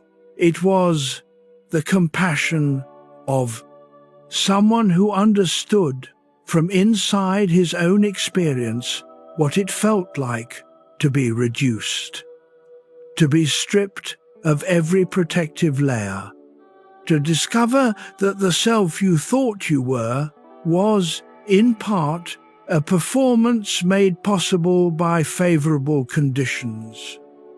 Take away the conditions, and something raw appears. He had been that raw. He had been seen in that state by other people who were equally raw. And what had surprised him, looking back, was not how terrible the exposure was. It was how, in that mutual exposure, something like dignity had survived, even flourished. Dostoevsky's most radical conviction, the one that ran against the grain of most thinking in his time, was that the fallen person retained their full humanity, not despite the fall, not after recovery from it, during it, inside it. In the wreckage, the full human being was still present, still worth sitting with, still capable of love, of conscience, of the small gestures of care that mean everything between people who have nothing material to offer. That is what he brought back from Siberia, and it is the lens through which, if you choose it, you might consider the parts of yourself that have fallen, not with shame, with the same patient, serious, unglamorous compassion he gave his characters. Chapter 16, Punishment Without Prison, the 22nd of December, 1849, St. Petersburg. A public square called Semenovskaya. It is cold in the way Russian winter is cold, not just temperature, but a pervasive heaviness that enters everything and offers no negotiation. Dostoevsky is 27 years old. He has been in prison for 8 months. He has been found guilty of involvement with the Petrushevsky Circle, the group of young men who passed around banned books and discussed what a more just Russia might look like. He is standing in a row of men who have also been condemned. The sentence is death. The scaffold has been built. The priests have offered the last rites. The men have been told precisely how little time remains. And then, after they have stood in the cold long enough for the truth of it to enter completely, a messenger arrives. The Tsar, in his mercy, has commuted the sentence. They will go to Siberia instead. Let the room be completely still for a moment. Let the body settle. Dostoevsky wrote about this experience in letters and in fiction for the rest of his life. He could not stop returning to it. Not because it traumatized him in the way we might expect, but because it had revealed something to him that no other experience could have shown him. Standing before the rifles, knowing that the next few minutes were the last ones available, he experienced time differently than he ever had. Each second was separate, complete, whole in itself. The cold air was not simply cold, it was air being breathed in a body that was alive, that had been alive for 27 years and would, in a few moments, no longer be. He wrote to his brother. In the letter he sent shortly after the commutation about what a strange and clarifying gift that moment had been. Not the fear, not the approach of death, but the absolute precision of attention that came with it. The knowledge that life, the ordinary life of ordinary days, was not something to be endured until something better arrived. It was the thing itself, the whole thing. Every unremarkable hour of it, he walked away from that square a different writer. The young man's literary ambition, his social anxiety, his idealistic politics, these were still present. But underneath them, something had been added that could not be taken away. The knowledge held in the body, not just in the mind, that to be alive is already the extraordinary thing. This is the story we planted at the beginning of our conversation. The firing squad did not break him, It resolved him. It burned away a layer of performance and left something simpler underneath. A person who knew in his bones what mattered. A writer who could never again be satisfied with clever surface observations when the full depth of human experience was so clearly visible, if you were willing to look. Now here is what punishment without prison means for the rest of us. Raskolnikov's real punishment is not the 8 years he eventually serves in Siberia. His real punishment is the months before his confession, when he moves through St. Petersburg with the weight of what he has done pressing on every moment, when food has no taste, when no conversation is genuine. When the mind that was always his most prized possession has turned completely against him, the punishment is in the interior, as it always is. The soul has its own accounting. It does not wait for courts or sentences. It begins immediately in the minutes after the transgression, and it does not stop until something settles. And what settles it, in Dostoevsky's telling, is not punishment in the external sense. It is acknowledgement. The moment when the arguing stops, when the underground man or Raskolnikov or the proud man finally stops contesting what he knows to be true and simply says, "Yes, this happened, this is what I am, this is what I have been carrying," that is when the interior sentence ends. Not because the past changes, because the resistance to it does. Chapter 17. Suffering as Psychology. Dostoevsky died in 1881. The field we now call psychology would not formally exist for another decade. And yet, modern psychologists keep returning to his work, not as historical curiosity, as clinical insight. William James, one of the founders of American psychology, writing at the turn of the century, called Dostoevsky the greatest psychological novelist who had ever lived. He meant something specific by that.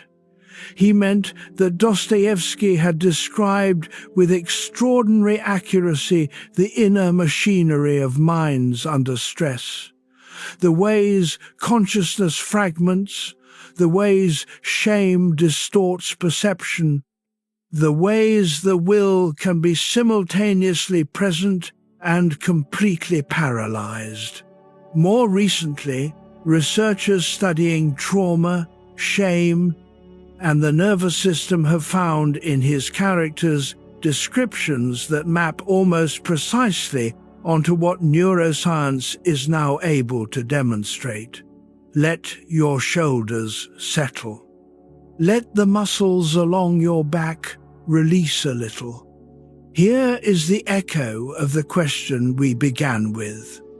Two kinds of suffering.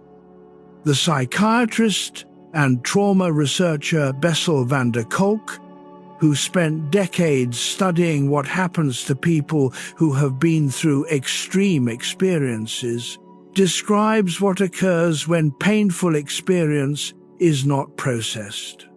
When it is suppressed, denied, or simply too overwhelming to integrate, the experience does not disappear. It is stored in the body, in the nervous system, in the patterns of attention and reaction that a person carries without knowing exactly where they came from. The body keeps what the mind will not hold. This is Dostoevsky's underground men, his imprisoned characters, his humiliated and insulted People who carry the unprocessed weight of what happened to them in their reflexes, their vigilance, their inability to be fully present without the past arriving uninvited. That is the first kind of suffering, the suffering that has not been witnessed, named, or moved through, the suffering that stays. The second kind is different. Viktor Frankl, the psychiatrist who survived the Nazi concentration camps and built an entire psychology from what he observed there, found that the people who were best equipped to endure what they could not escape were the ones who found some way to give their suffering a place in a larger story. Not to justify it, not to make it fair or secretly good, but to give it a relationship to something that extended beyond the suffering itself, meaning change the relationship to what could not be changed. Dostoevsky had arrived at something similar in a different crucible decades earlier. The characters who survive in his work, not physically, but spiritually, are the ones who find a way to use their suffering rather than simply endure it. There is a practical difference between these two approaches that the body registers before the mind does.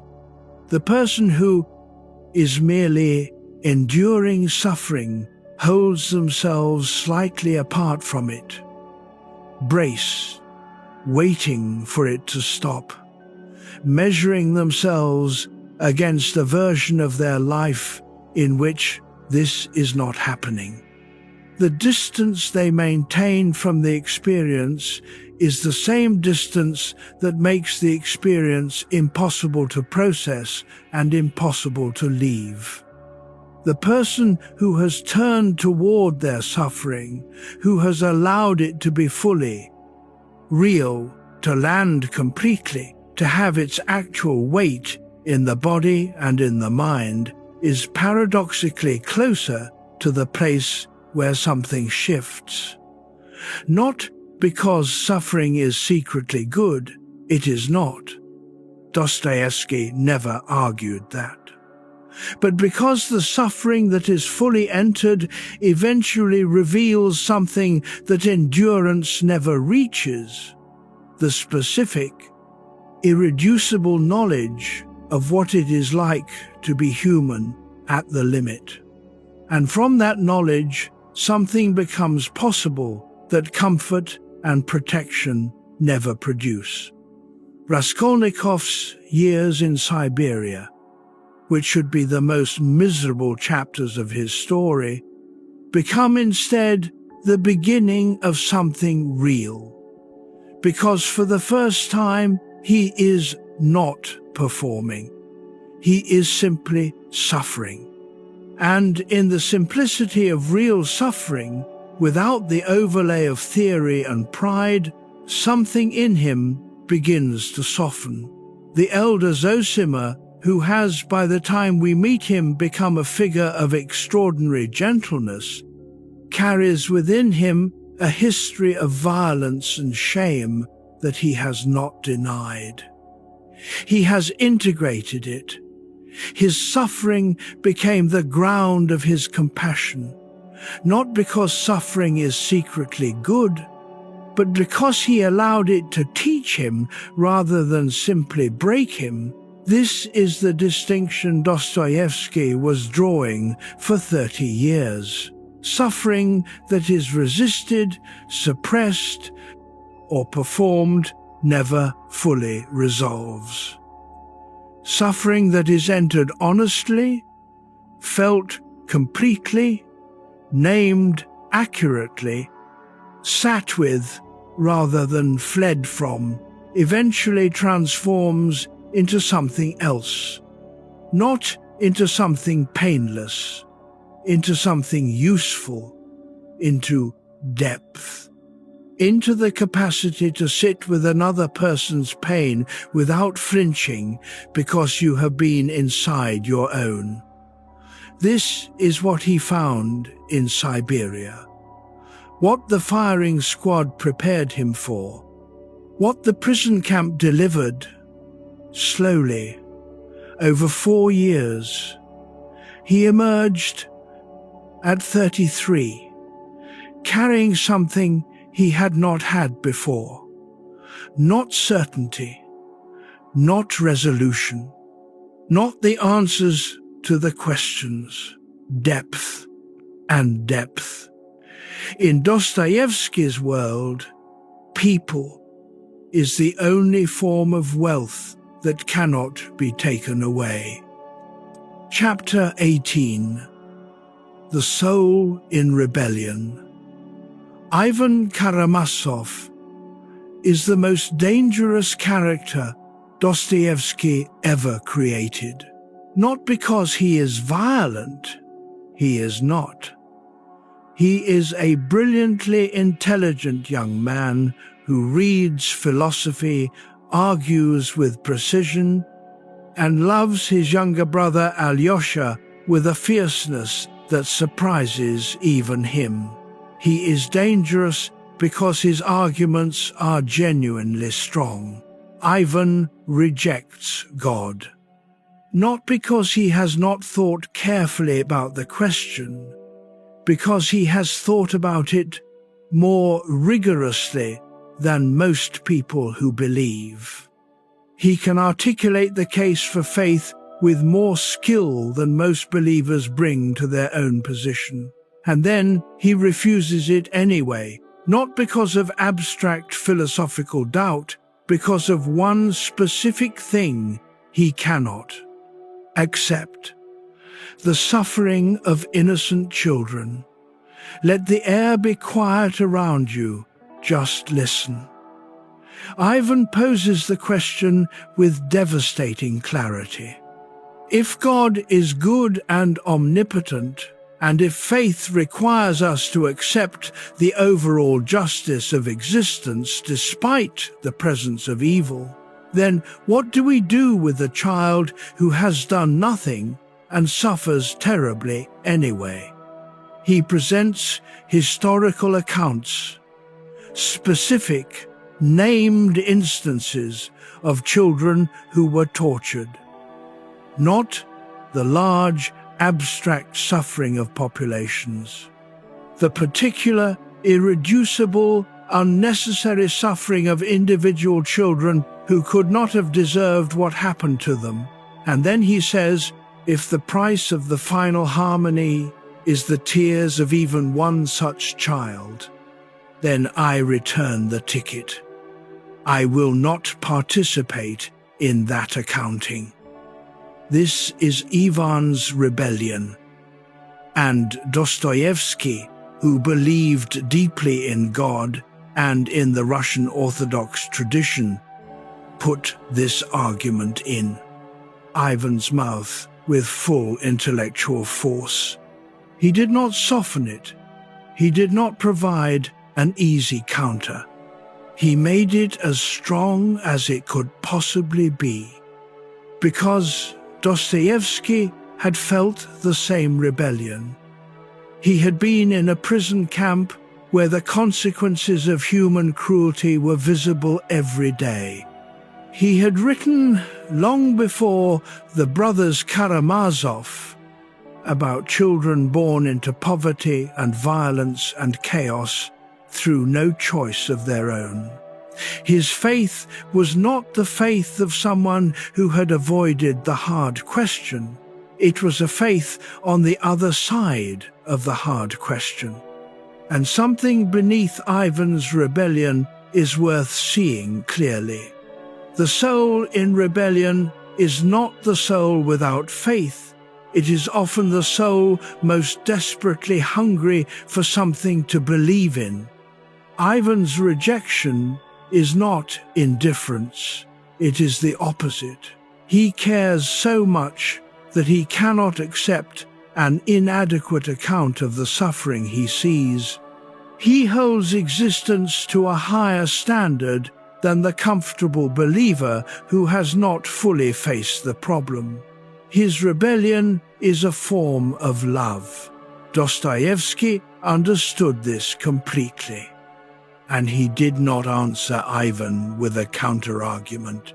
He did not write a philosophical rebuttal to the Grand Inquisitor. He answered Ivan with Alyosha, not with philosophy, with a life.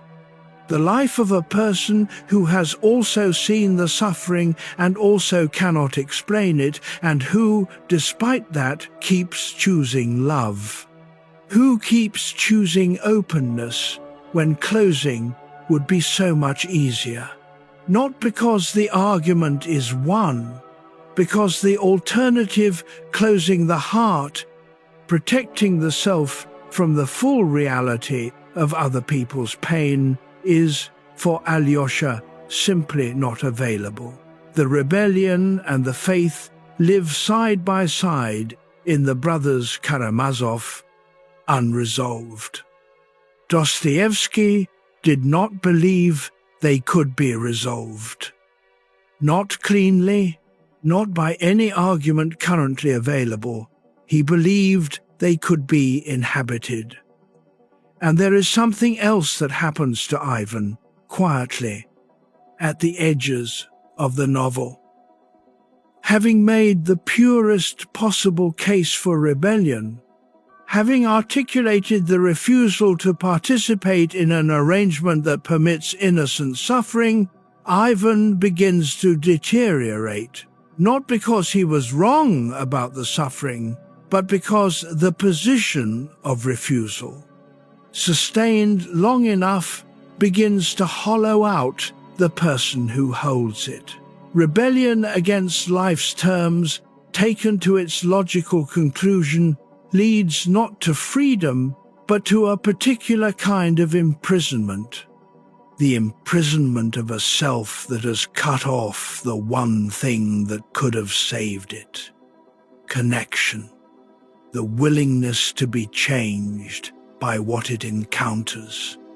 The openness that Alyosha carries without any philosophical justification. Ivan is brilliant. He is also, as the novel progresses, increasingly alone in the most interior sense. Dostoevsky was not punishing him. He was tracing the consequences.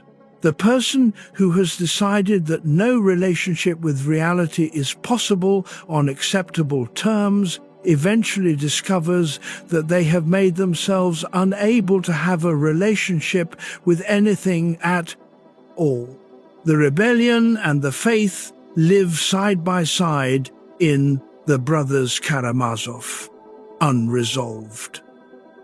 Dostoevsky did not believe they could be resolved. Not cleanly, not by any argument currently available. He believed they could be inhabited. The person who has looked honestly at the world's suffering and at their own, and who still chooses, in some way, to remain open, to remain present, to extend toward another human being rather than retreating into certainty or bitterness, that person is not naive. They are holding a question that has no clean answer and choosing relationship with reality over the comfort of a settled position. That is, in Dostoevsky's understanding, the bravest thing available. Chapter 19. Addiction to extremes. Dostoevsky was a gambler, not casually, desperately, obsessively, in a way that cost him everything, repeatedly, for decades.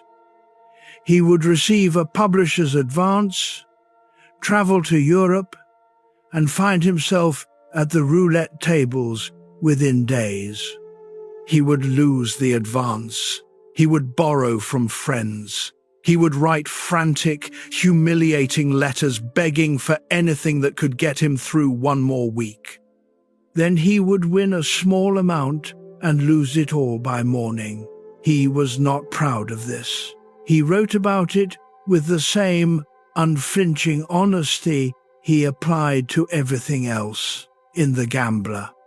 Written in an extraordinary 10 days to meet a publisher's contractual deadline, dictated to the stenographer who would eventually become his second wife, he described the psychology of compulsive gambling with a precision that clinical literature would not match for another century. Let your body settle. Let the air around you be still. What he found in himself and in his fictional gambler was not pleasure in the ordinary sense. It was the edge. The moment when the ball is still spinning and the outcome is genuinely unknown is the moment of feeling most present, most real. Everything else, the debt, the relationship at risk, the unfinished manuscript, dissolves in that suspended instant. And what replaces it is an intensity of experience that ordinary, comfortable, safely managed life cannot produce. This is the logic of addiction to extremes. It is not, at its root, about the substance or the specific behavior. It is about the only reliable route to aliveness that the person has found. The gambler is not stupid. He is not without will. He is someone whose nervous system has learned through experience that the only place where the fog reliably lifts and colors return and the body stops going through the motions is at the edge. At the moment where everything is genuinely at stake, Dostoevsky knew this feeling intimately.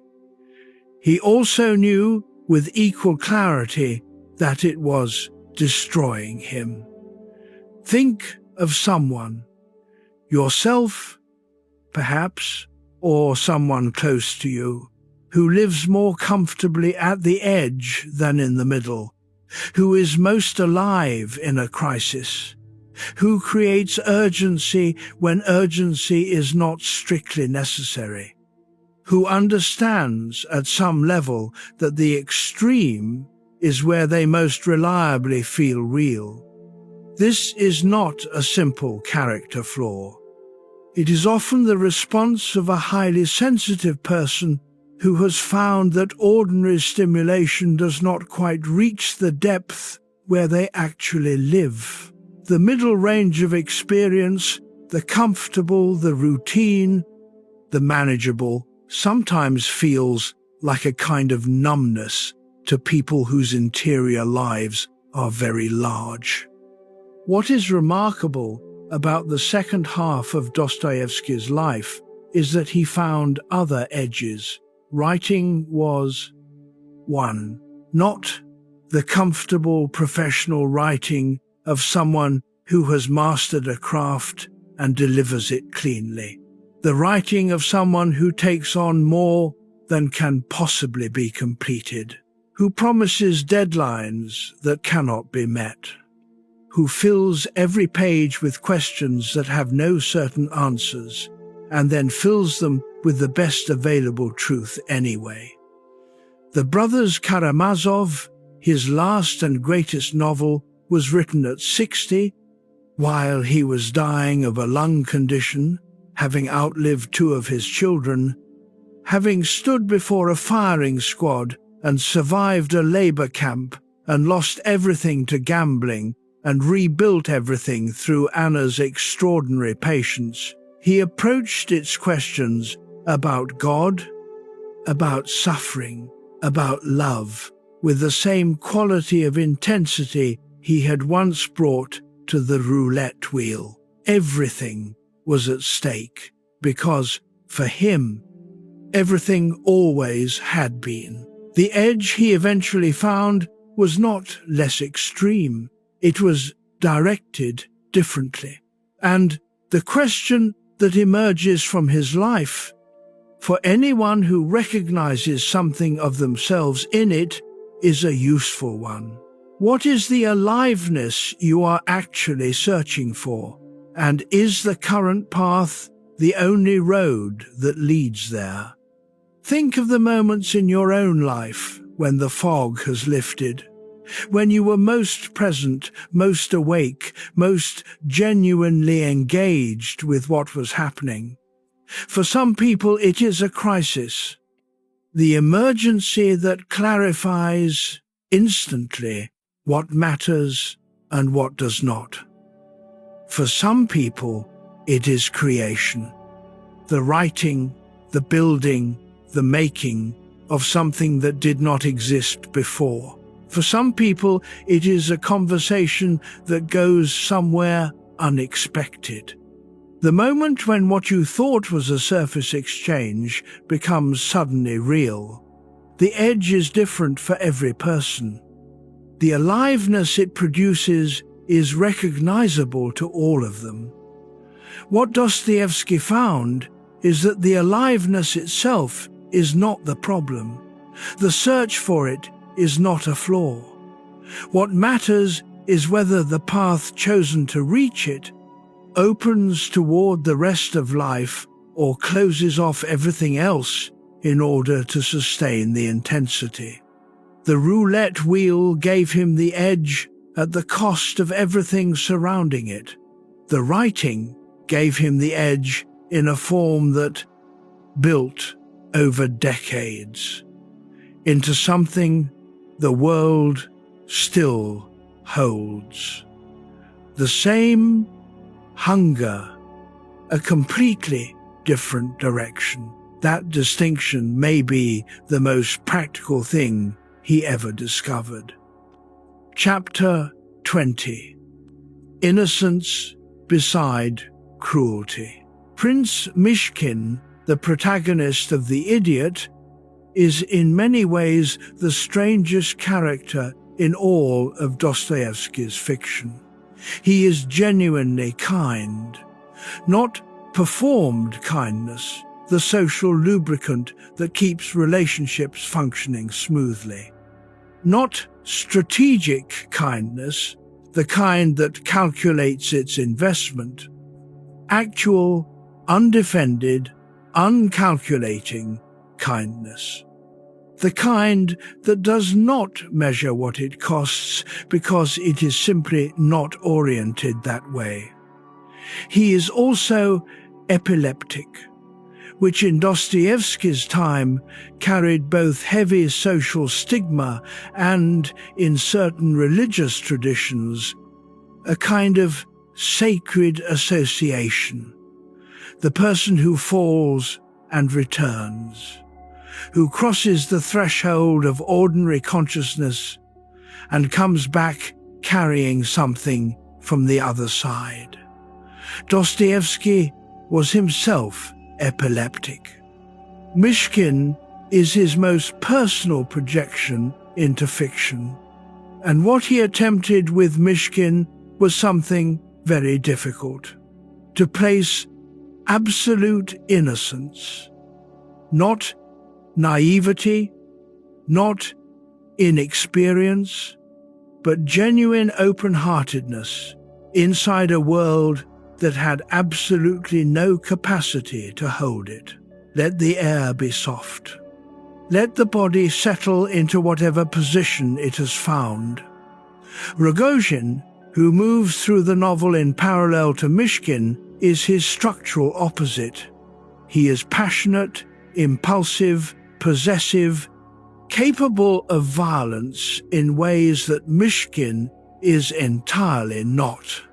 He loves Nastasia Filipovna with a devouring intensity that he cannot govern. His love is real. No one who reads the novel seriously doubts that. But it is real in the way that a fire is real. It consumes rather than holds.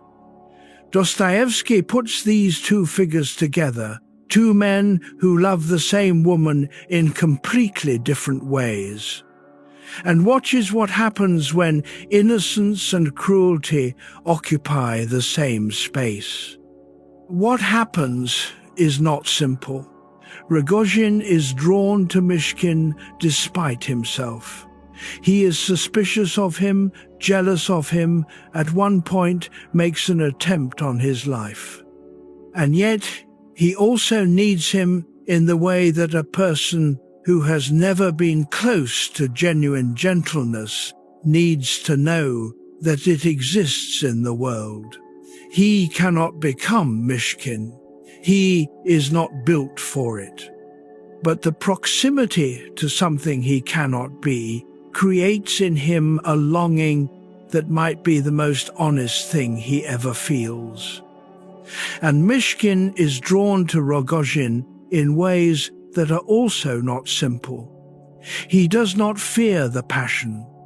He does not flinch from the darkness. He seems to understand, in the way only someone without defensive armor can, that Rogozhin's violence is the other face of a love so intense it has nowhere adequate to go.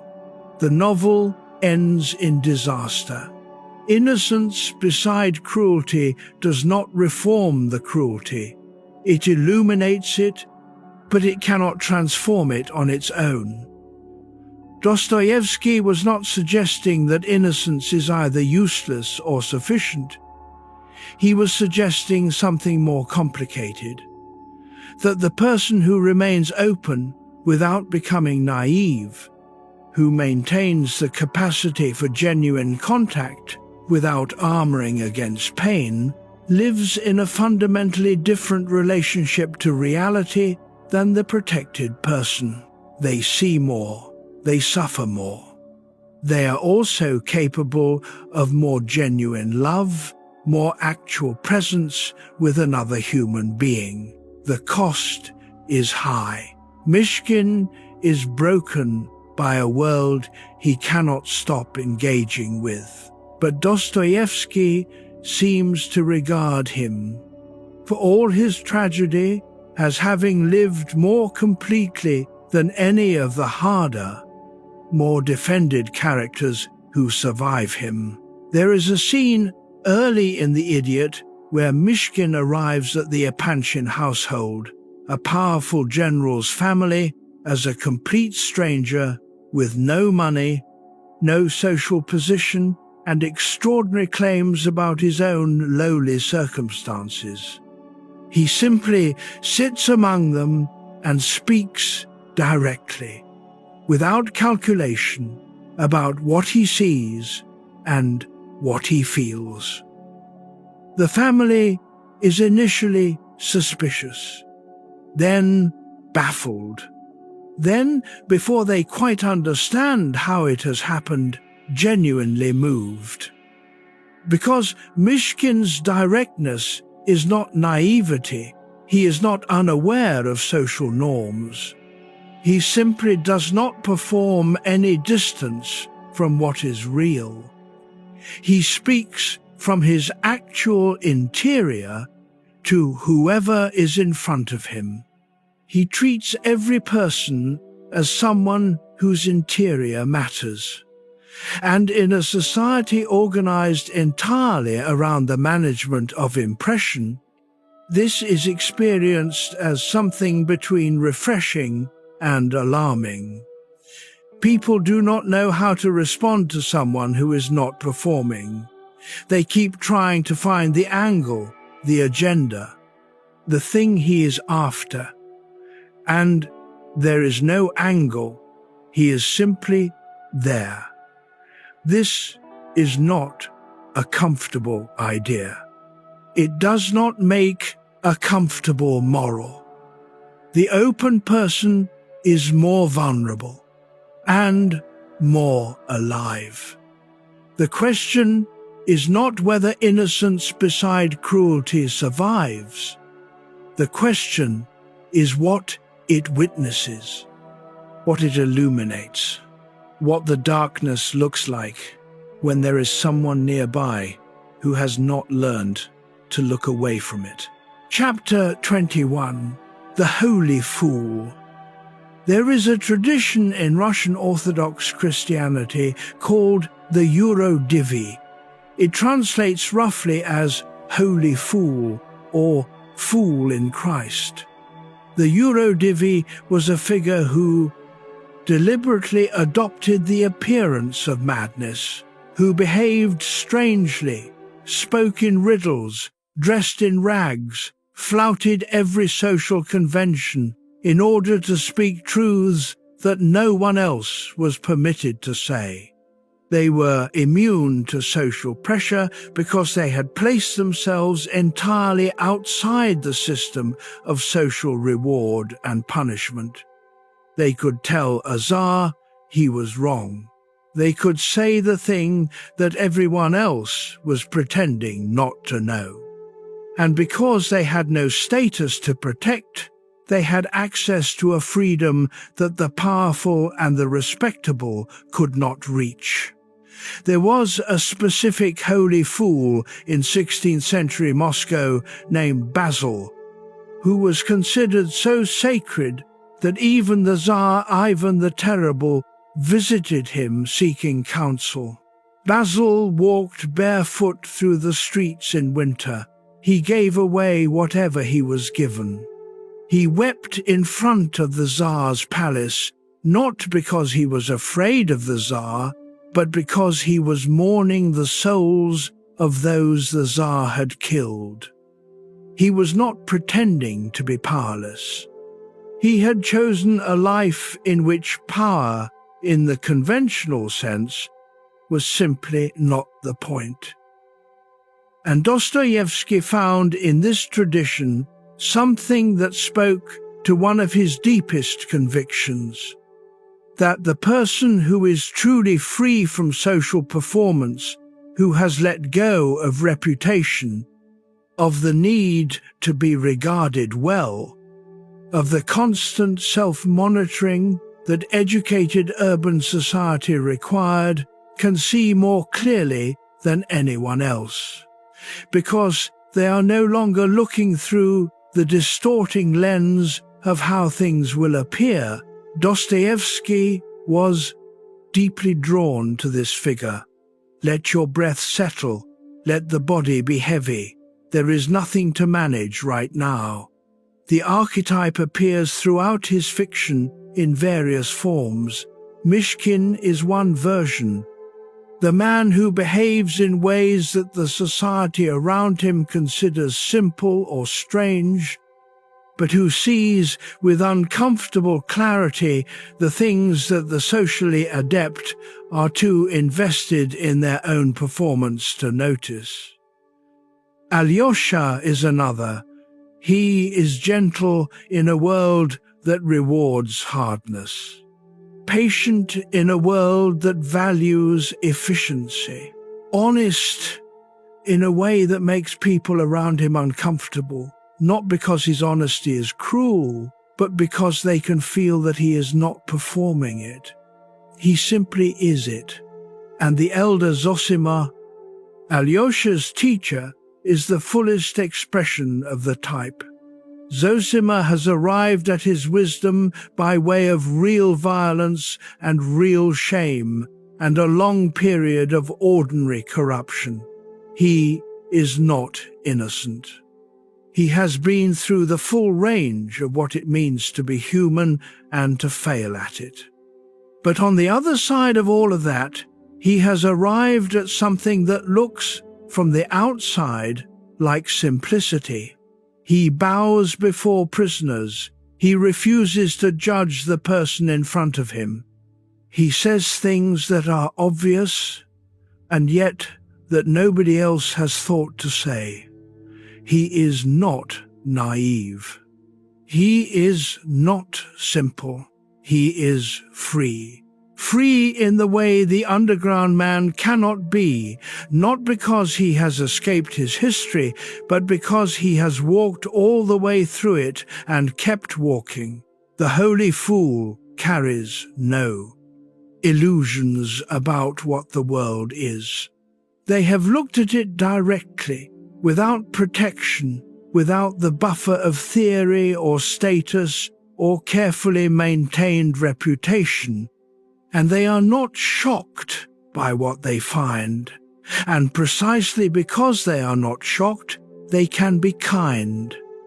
Kindness, in Dostoevsky's understanding, does not flourish in ignorance of human darkness. It flourishes in people who have looked at the darkness without flinching and found, on the other side of looking, that it does not preclude love. The holy fool is the person who has lost everything they were protecting: reputation, certainty, the comfortable story about themselves, and discovered that the self they were protecting it for is still there, still capable of being present to another person's pain, still capable of love that does not require the other person to be worthy of it first. This is not a model most people can follow deliberately. You cannot decide to become the holy fool. The archetype is less a prescription than a direction. It is pointing toward the quality of attention that becomes available when a person stops managing their reputation and starts attending to what is actually in front of them. What is actually in front of you right now, in the quiet of this hour, the weight of your own body, the fact that you are breathing, the small and actual reality of this moment, which does not require you to perform anything at all. The holy fool knows this moment is enough, not because it solves anything, because it is real. Chapter 22. Brothers of Rage and Faith. Brothers Karamazov is, among many other things, a portrait of what happens when three profoundly different ways of being human must share the same blood and the same history. Dmitri is passion. He is the oldest brother, impulsive and generous, capable of enormous tenderness and enormous violence, living almost entirely at the level of immediate feeling. He argues, overspends, loves dramatically, suffers loudly. He is impossible and magnetic in roughly equal measure. Ivan is reason. He is the middle brother, the intellectual, the one who builds systems and argues with precision and refuses anything he cannot account for with his intelligence. He has placed himself above ordinary feeling through the force of his brilliance, and it is destroying him slowly in ways he cannot yet see. Alyosha is faith. Not the simple faith of someone who has not looked at the hard questions. Faith that has absorbed doubt and remained open anyway. He moves through the novel like a still point. He does not argue with Ivan's philosophy. He does not try to manage Dmitri's passions. He simply remains present to whoever is in front of him. Let the next breath be slow, just a little. Dostoevsky had brothers. He understood the strange alchemy of people formed by the same parents, the same household, the same basic conditions, and yet arriving at completely different relationships to existence. What the novel does with the Karamazovs is show these three orientations: passion, reason, faith, not as a hierarchy where one is clearly superior to the others, but as different responses to the same unbearable human condition. All three are trying to answer the same question: How do you live when you know it ends? How do you love when love so reliably leads to loss? How do you choose when the choice is real and has consequences you cannot see in advance? Dmitri's answer is, live at full volume. Feel everything. If it ends, let it end loudly. He is not wrong that intensity is one genuine form of being alive. Ivan's answer is, understand everything you can. If you comprehend the system clearly enough, perhaps you can be protected from the worst of it. He is not wrong that intelligence is real and has real value. Alyosha's answer is, remain open. Do not defend the self against what is real. Let the weight of the world in, because the alternative, to be protected and hollow, is worse than the pain of contact. He is not wrong either. What Dostoevsky seems to suggest is that each of these orientations contains a genuine truth, and that none of them alone is sufficient. The person who is only passion burns out or destroys what they love. The person who is only reason severs from life and eventually from themselves.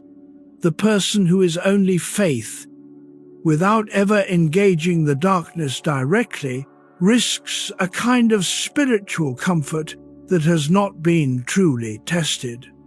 The whole person needs some of each, needs to feel deeply, the way Dmitri does, without being consumed by feeling, needs to think clearly, the way Ivan does, without becoming frozen by thought, needs to remain open, the way Alyosha does, without becoming passive before what is actually wrong. This is the psychological map that Dostoevsky drew most clearly in his last and greatest work. Not a prescription, a map. And maps are useful not because they tell you where to go, but because they help you understand where you currently are. Where are you in the territory of the Karamazovs? Is there one brother who feels more familiar than the others? There is no right answer to that question, but sitting with it gently in the quiet of this hour might tell you something worth knowing about the balance currently available in your own interior. Consider the moments when you have acted most like Dmitri, the times when feeling overran everything else. When the impulse arrived before the thought and you followed it, sometimes into something that surprised you with its warmth and generosity, sometimes into something that cost you more than you expected. Dmitri does not regret feeling. He regrets the occasions when feeling outran wisdom. The distinction is worth holding. Consider the moments when you have acted most like Ivan, the times when intelligence became a barrier rather than a bridge, when the very precision of your thinking about a situation protected you from having to be fully present inside it, when the model of the experience became more real than the experience. Ivan does not regret thinking. He regrets the times when thought became a substitute for contact with what was real. And consider the moments when something in you has acted most like Alyosha, the times when you were simply present to another person, when you did not try to solve, to analyze, to improve, when you just were there. Those moments are usually small, unremarked, not the occasions you would recall as significant. And yet the people who were on the receiving end of them may remember them as something they needed. Dostoevsky's argument is not that Alyosha is correct and his brothers are wrong. It is that the conversation between all three of them is the most important conversation available, that the full human being holds something of each, the capacity to feel, the capacity to think, the capacity to remain open, and that the work of a life is finding the balance that does not sacrifice one at the altar of the others. Where are you in the territory of the Karamazovs? Is there one brother who feels more familiar than the others? There is no right answer to that question. Chapter 23, Doubt at the Edge. Ivan Karamazov does not simply disbelieve. He interrogates the question with a seriousness that goes beyond the casual dismissal of someone who has simply not been paying attention. His doubt is engaged, passionate. It costs him something. It keeps him awake in ways that no comfortable certainty would. And this is the kind of doubt Dostoevsky found most interesting. Not the doubt of the person who has never seriously entertained the question, but the doubt of the person who has looked at it from every angle, who has felt the full weight of what is at stake, and who still cannot say yes without a sense that they are being asked to close their eyes. There is a particular quality of honesty in this. Let your breath be easy. Feel the stillness of the air around you. The elder Zosima, who is Ivan's philosophical opposite in the novel, does not try to defeat Ivan's argument. He does not engage the Grand Inquisitor scenario on its own terms. He responds instead with presence, with the accumulated quality of his own life, with the evidence of a person who has also doubted and also suffered and also found on the other side of all of that, not certainty, but something more stable, trust. Trust is not the same as certainty. Certainty says, I know how this works. The logic is sound. The math checks out. Trust says, I cannot see where this leads. I cannot make the suffering make sense by any accounting that satisfies me. I cannot explain the tears of children to anyone's satisfaction, including my own. And yet I find, when I am most honest, that something in me opens toward life rather than closing against it.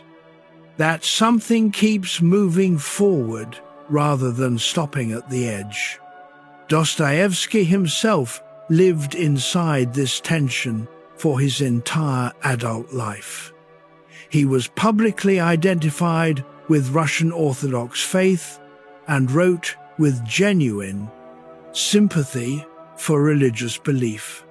And yet his notebooks and private correspondence show a man who asked the hard questions without the settled comfort of having answered them, who found, in the practice of faith without certainty, something that felt more honest than either confident belief or comfortable secular dismissal.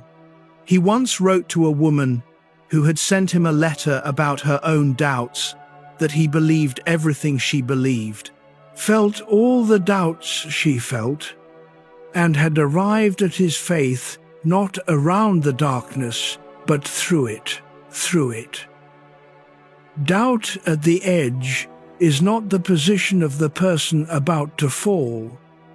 It is sometimes the position of the person who has finally stopped, pretending they are standing on firmer ground than they actually are. The person who cannot, in good conscience, claim more certainty than they honestly possess. And there is something quietly brave about that. Think of the things you hold with less certainty than you once did. The convictions that arrived with such force in your 20s or 30s, and that now, after everything that has happened in between, feel more complicated. Not wrong, necessarily, but tested, shaped by events that did not fit the theory, refined by the encounter with a reality that turned out to be wider and stranger than the map suggested. This is not failure. This is what a mind looks like when it has actually lived inside its own experience, rather simply maintaining a position against the evidence. Dostoevsky admired this quality of honesty above almost everything else. He despised the person who had arranged their beliefs to be invulnerable to experience, who had built a system so sealed that nothing could disturb it, not other people's pain, not their own private darkness, not the specific, irreducible facts that refused to behave as the system required. He trusted far more the person who had been shaken, who had sat with the question long enough for the question to shake them, and who continued from that shaken place to move forward. The view from the edge of genuine uncertainty is different from the view from the comfortable center of a settled position. You can see further. The ground is less stable. The questions are more alive. But there is something else too, a particular aliveness that comes from not pretending, a contact with what is actually true about your understanding, rather than what you are supposed to say. And in Dostoevsky's world, contact with what is real, even when what is real is uncertainty, even when what is real is grief or confusion, or the knowledge that some questions have no answers that fit neatly inside language, is always preferable to the comfortable distance of a performed position.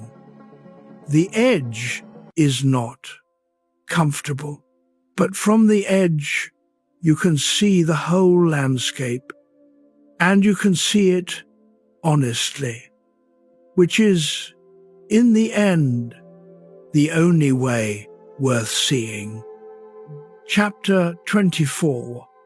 Beauty Against Despair.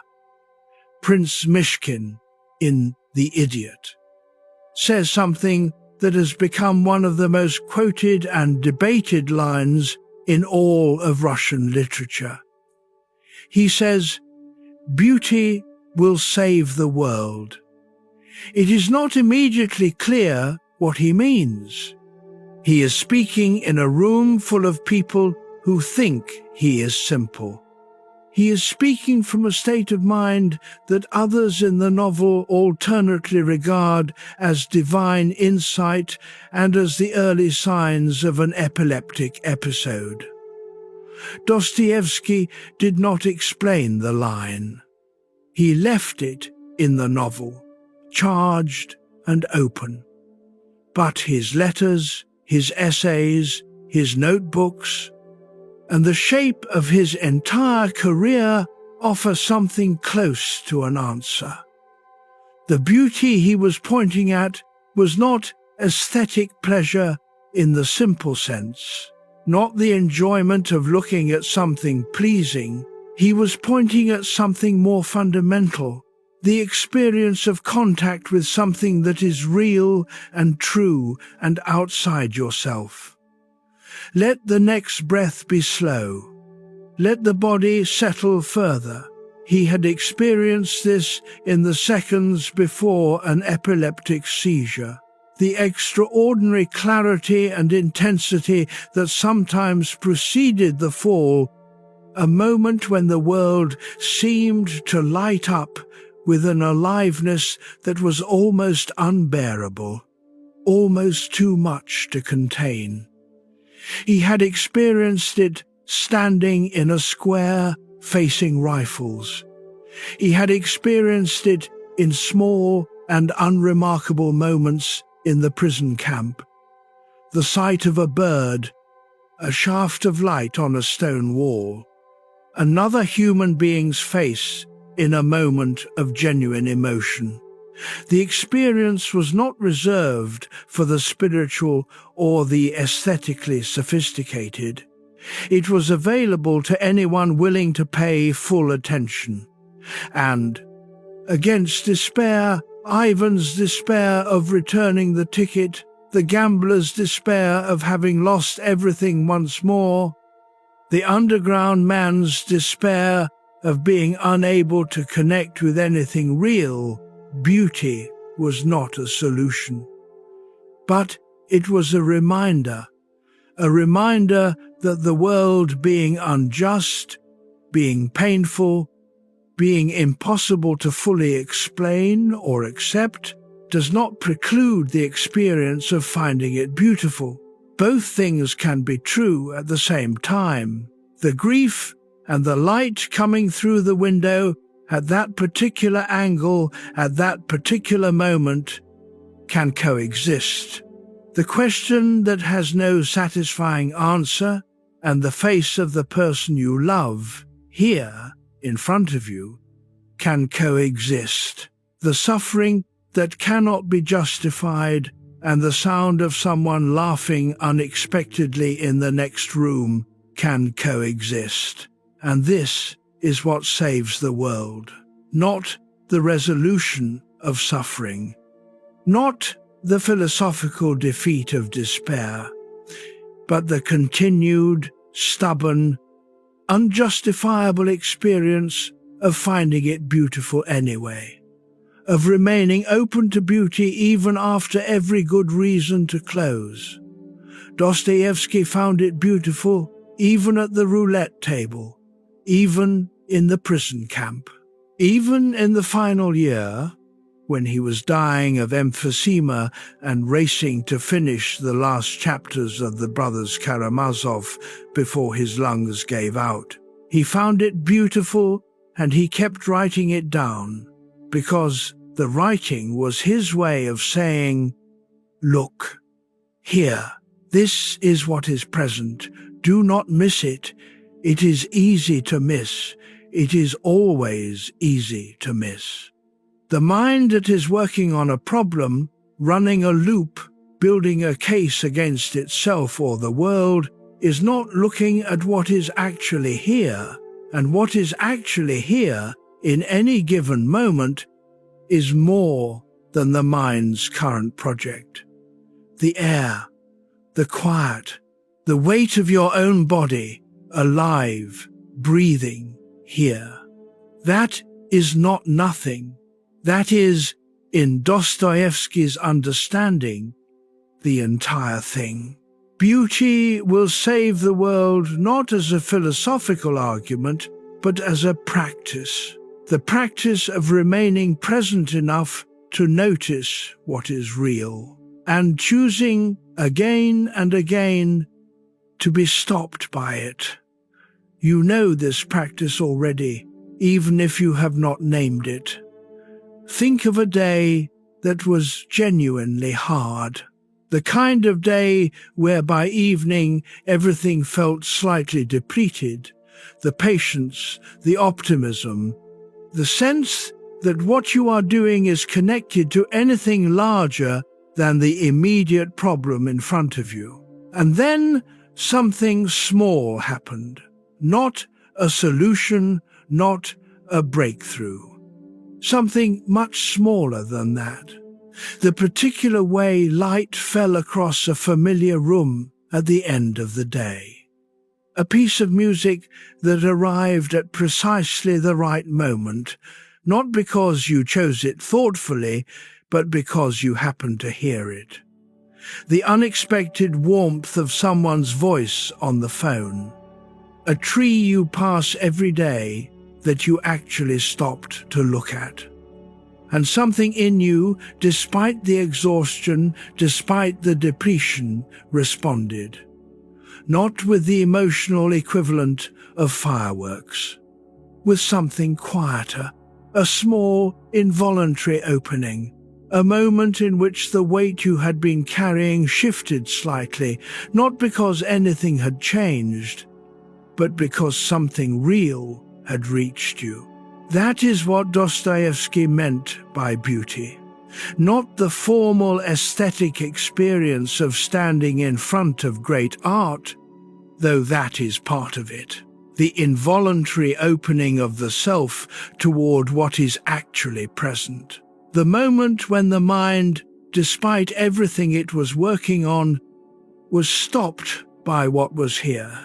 He found this in the prison camp. He found it at the roulette table.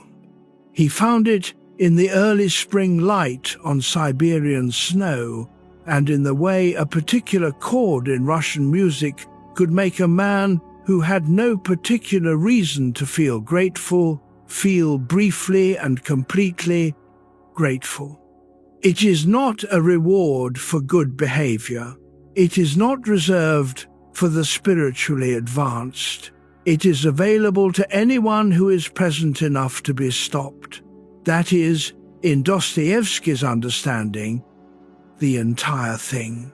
Beauty will save the world not as a philosophical argument, but as a practice. The practice of remaining present enough to notice what is real, and choosing again and again to be stopped by it.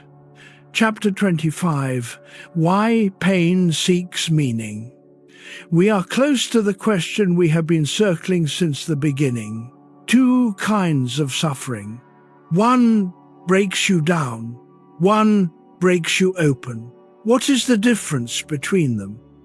Viktor Frankl, who built his entire psychology on the question of meaning, found in the concentration camps that what determined whether a person survived, not physically, which was often beyond any individual's control, but psychologically and spiritually, was whether they could find a way to give their suffering a place in a larger story.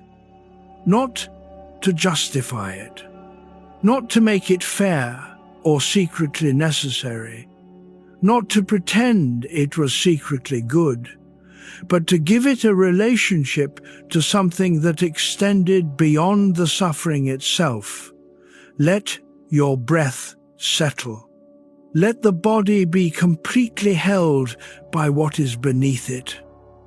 Dostoevsky had found something parallel in a different crucible decades earlier. He wrote later in his life that the Siberian years had been the most important of his existence, not because they were survivable, because they had forced him to see.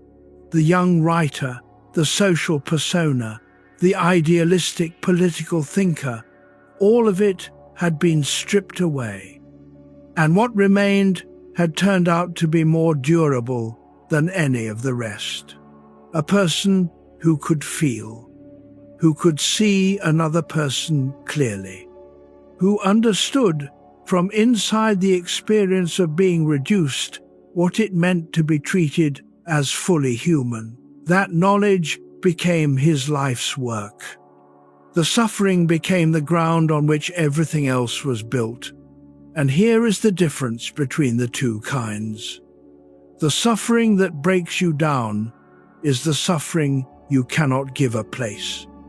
The suffering that arrives and is pushed away, suppressed, numbed, performed around. The suffering that is not allowed to be what it actually is. It does not disappear. It is stored in the body, in the patterns of reaction, in the ways you move through the world a little more defended than you were before, without quite knowing why. The suffering that breaks you open is the suffering you turn toward, the suffering you sit with long enough to name, to feel in its full weight, to place inside the larger story of who you are and who you are in the process of becoming. It is not that this kind is easier, it is often harder. It requires the willingness to feel what has been avoided, to let the weight of it land rather than deflecting it at the last moment. But when it is fully felt, something changes. The pressure of the unspoken lifts. It becomes part of your story rather than a foreign object embedded in it. And from that integrated place, something becomes available that was not available before.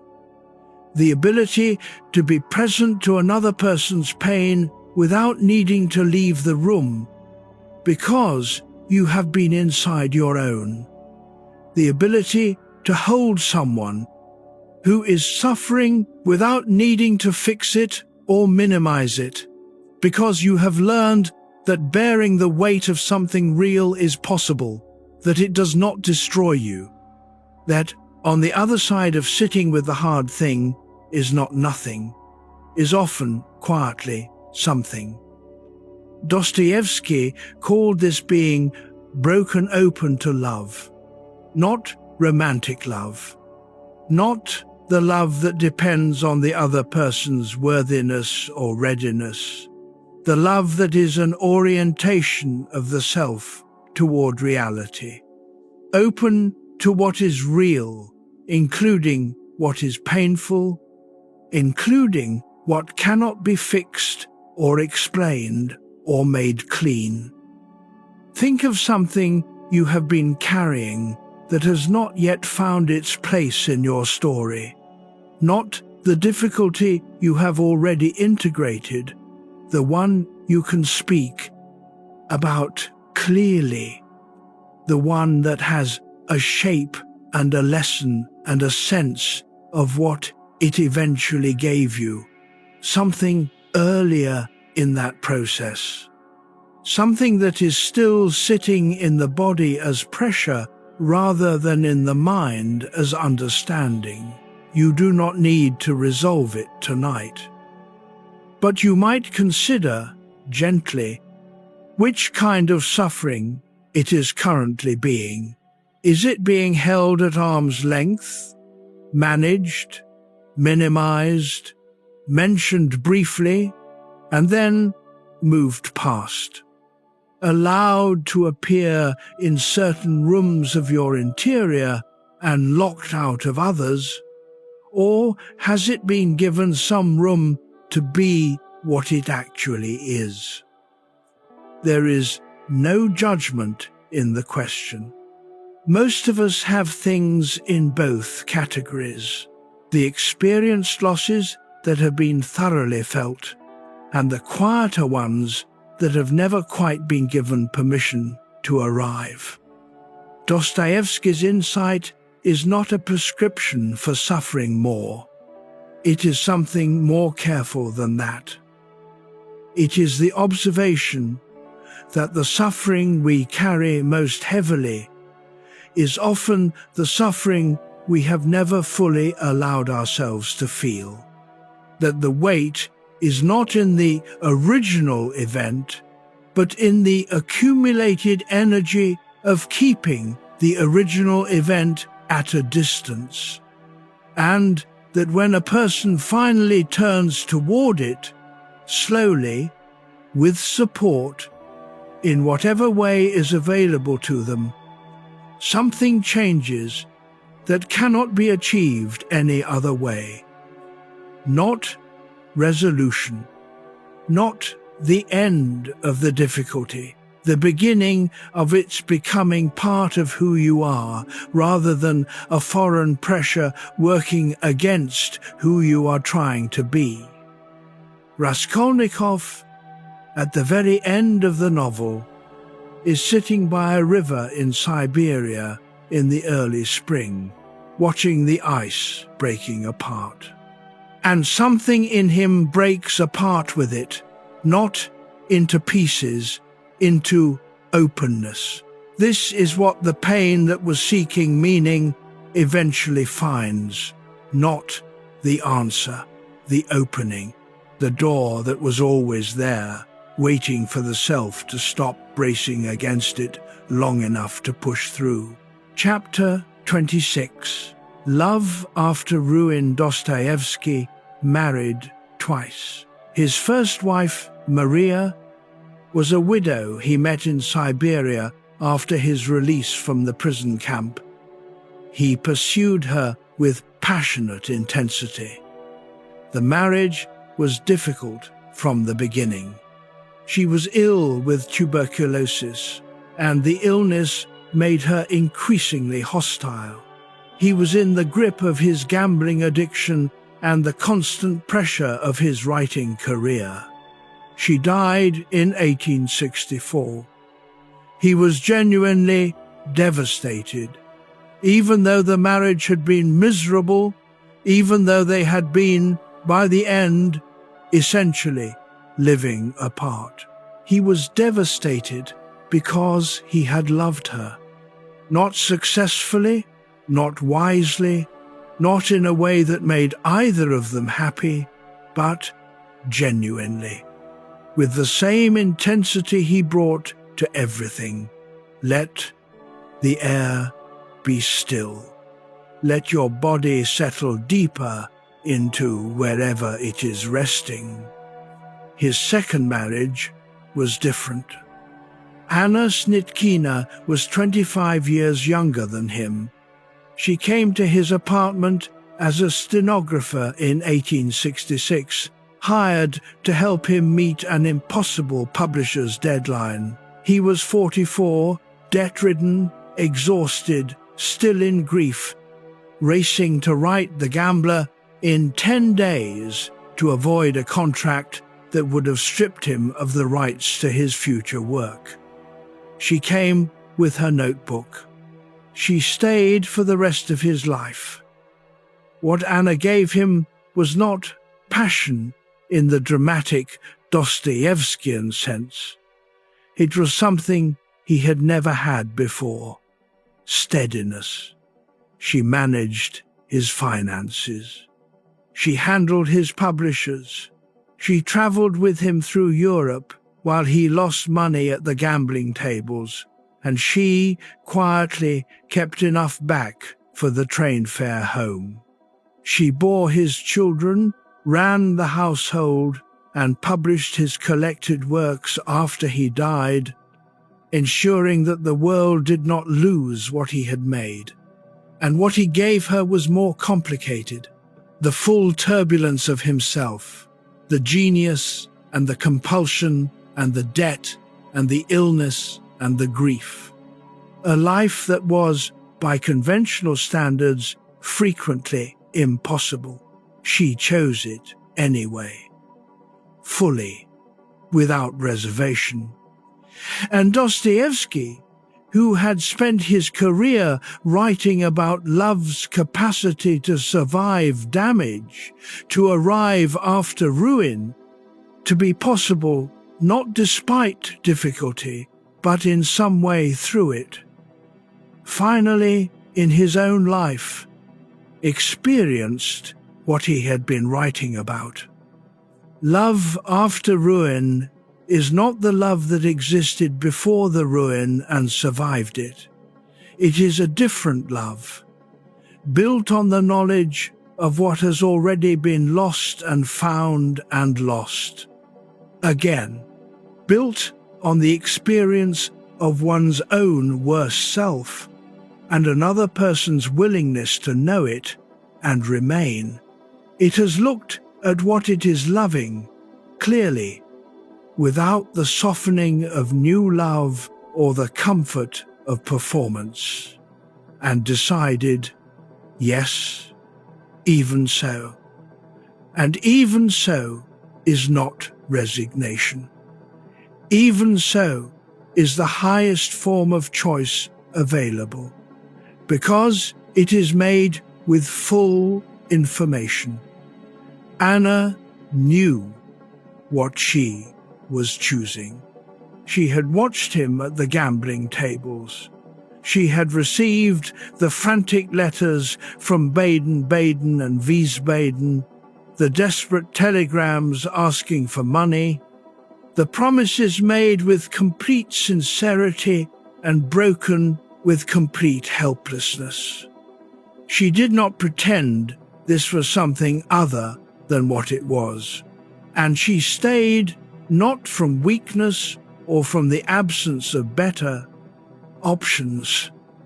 She was intelligent, capable, and entirely clear-eyed about the man she had married. She stayed because she had looked at the full picture, the genius alongside the compulsion, the tenderness alongside the chaos, and made a decision that was not innocent of the cost. She was, in Dostoevsky's life, the embodiment of the thing he spent his career writing toward, the person who sees clearly and loves anyway. There is something this kind of love gives that no other form can. It gives the person who receives it the experience of being known, not the performance of themselves, not the best version, carefully maintained. The actual person, difficult, contradictory, still partly unresolved, held steadily by someone who has not looked away. Dostoevsky's characters keep trying to arrive at this. Raskolnikov and Sonia in the final pages, at the very beginning of something that has cost everything. Alyosha, who extends this quality of love to everyone he encounters. Ivan, who cannot yet love this way, but who is honest enough about his inability that there is hope. Think of the people in your own life who have loved you, not despite knowing you, but through knowing you, who have been present for the version of you that was struggling, not the cleaned-up account you tell afterward, but the real time of it, the confusion and the frustration and the self that was not at its best, and who remained. Love after ruin requires the ruin to be honestly faced, the damage to be named rather than performed around. And then, from that named and acknowledged place, the decision to extend toward another human being anyway, to let them matter, to let what happens to them happen to you, too. This is what Dostoevsky spent his life writing toward, and what his own life eventually found. A love that had survived itself, a love that knew the full cost, and chose anyway. Chapter 27, Silence After Judgment. In the final pages of The Brothers Karamazov, there is a scene that most readers remember without being entirely able to say why. Alyosha is standing outside with a group of boys who have come to the funeral of a young child named Ilyusha. The child has died. The grief is real, and Alyosha, rather than offering formal consolation or a philosophical argument about death and meaning, simply gathers the boys and speaks to them.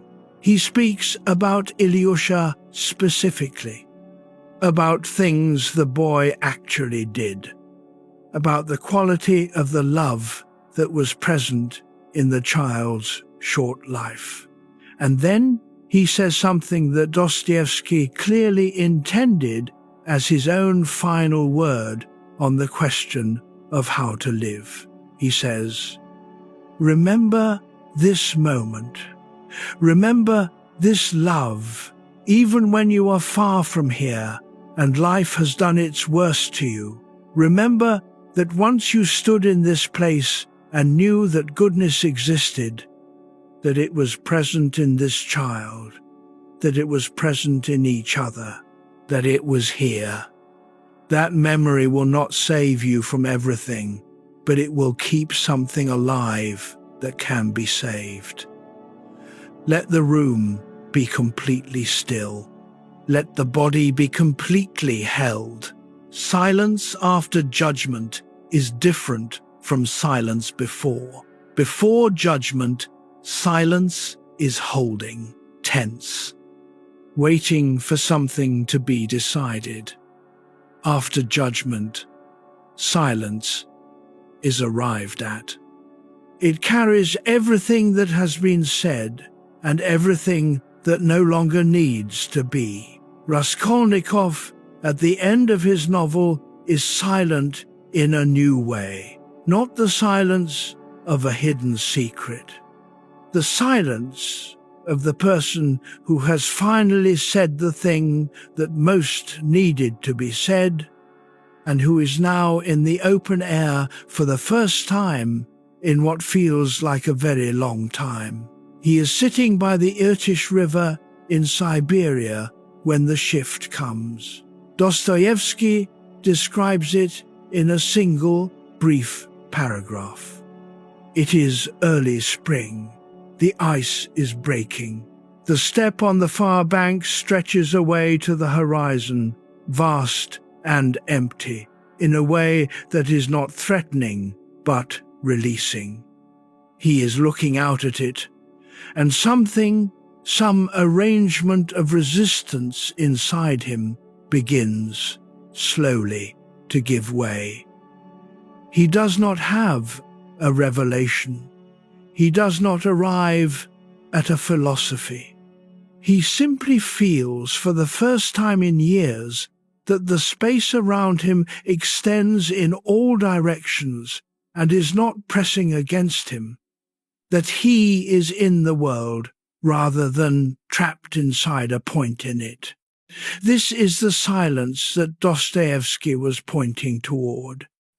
Not the silence of the person who has given up, not the silence of defeat or numbness, the silence of arrival, the silence that becomes possible when the long interior argument, the case you have been building, the defense you have been preparing, the story you have been managing has finally been set down.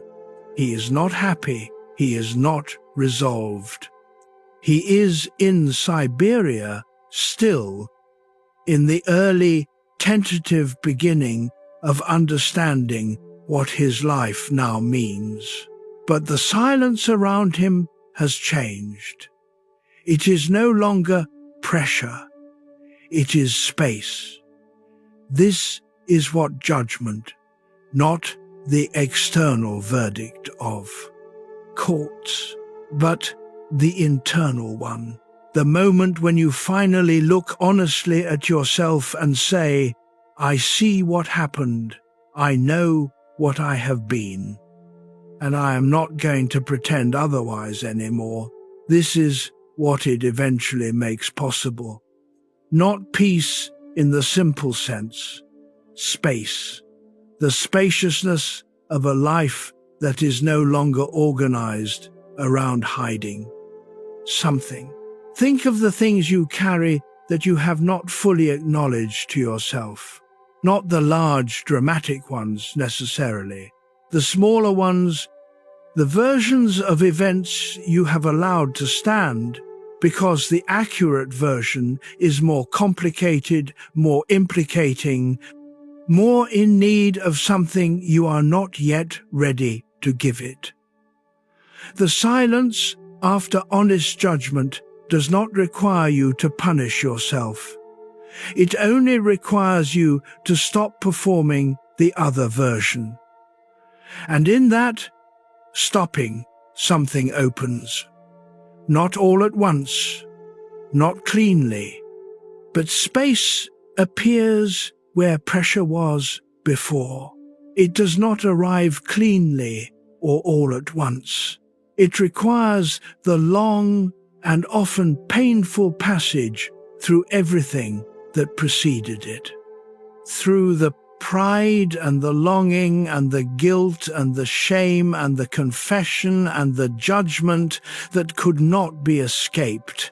But on the other side of all of that, in Dostoevsky's telling, there is a quality of quiet that is genuinely different from anything that came before. The stillness of a person who has been to the hardest place inside themselves and come back. Not unchanged, not unbroken, but here, breathing, still present. Let your breath be slow. The body knows how to rest when the mind allows it.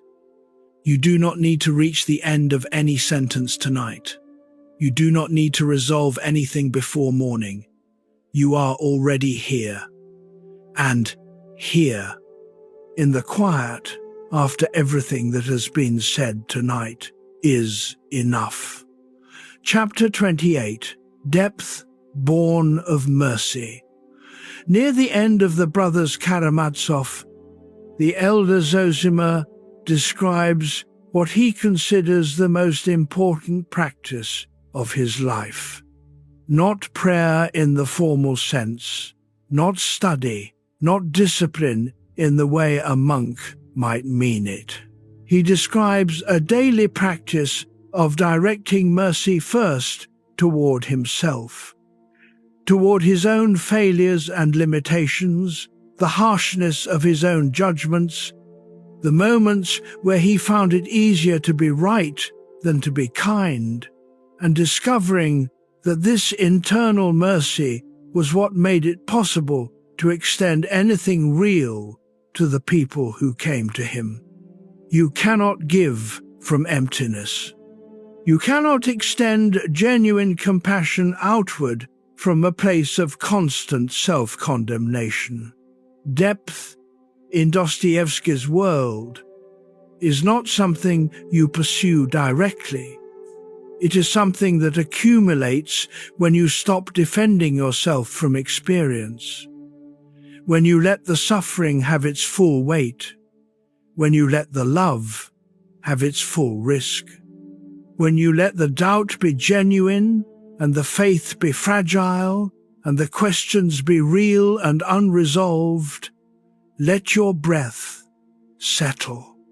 Let the weight of your body be fully accepted by whatever is beneath you. Mercy is the practice that makes depth possible, not the mercy that excuses or ignores what happened. The mercy that sees clearly, acknowledges fully, and continues to open rather than close. So, here is a 7-day path. Not a demand, not a prescription, an invitation. Something to carry gently into the days ahead. Day 1. Begin with what is heaviest. Today, notice one thing you have been carrying that you have not named. Not the largest thing you carry, just one thing. Give it a name. even a simple approximate name, the regret about that year, the anger that has not been allowed its full expression, the grief that has no ceremony attached to it. Just name it. That is enough for today. Day 2, let one judgment soften. Choose one person you have judged harshly, including, if necessary, yourself. Not to excuse what happened, but to sit for a moment with the question of what they might have been carrying, what they had survived or not survived, what was happening in their interior that was not visible. You do not need to arrive at forgiveness. Just curiosity about the fuller picture. Day 3, notice what you avoid. At some point today, notice the thing you consistently move away from, the thought you redirect before it fully forms, the feeling you manage before it can fully arrive. You do not have to let it in completely. Just notice the avoidance. Just see the door you consistently walk past. That noticing is already a kind of honesty. Day 4, speak one honest thing. Today, say one thing that is true, but that you usually keep back to yourself, to someone else, to the page. It does not need to be profound or large, just honest. Practice the sound of truth in your own voice. Notice how different it feels from the version you usually offer. Day 5, extend mercy toward yourself. Find one thing you have been holding against yourself. One failure, one shortcoming, 1 year that did not go the way it needed to, and offer it the same quality of understanding you would offer a person you love who had been through something similar. Not because you have earned the gentleness, because it may be time. Day 6. Be present to one person. Today, give someone your full attention for a few minutes. Not while also thinking about something else, just them. Just this conversation, this face, this presence. Let them be real to you in the way that Dostoevsky's characters were real to him, fully, without reservation, with the whole weight of your attention. Day 7, sit with beauty. Tonight, before you sleep, let yourself be stopped by something beautiful. The quality of the dark in the room, the sound of the house settling, the weight of the blanket, the simple, unremarkable fact of being here, breathing, alive, in a body that has carried you this far through an existence that was not always easy. Let that be enough. Let it be more than enough. Let it be. For a single breath, everything. Chapter 29. The soul learns tenderness. By the end of his life, Dostoevsky had stopped trying to explain suffering. He had spent decades examining it, writing about it, inhabiting it through his characters and through his own experience. He had stood inside every angle of the question, the anger of Ivan, the surrender of Alyosha, the exhausted confession of Raskolnikov, the desperate, unjustifiable beauty-seeking of Mishkin. And what he arrived at, finally, in the last year of his life, was something quieter than any of those positions. He arrived at tenderness, not as a philosophy, not as a conclusion, as a practice, a way of moving through the world with the awareness that everyone you encounter is carrying something you cannot see, that the impatient person at the counter is probably not simply impatient, that the silence in a relationship is probably not simply distance, that the harshness a person shows is very often the inverse of what they actually feel and cannot say. Let us pause here for a moment, not to meditate, not to fix anything, just to notice. Your body has been with you through this entire conversation. It has been breathing, settling, resting in whatever position you found. It has been doing its work without your management, without your direction. Let your attention move to wherever your body feels heaviest right now.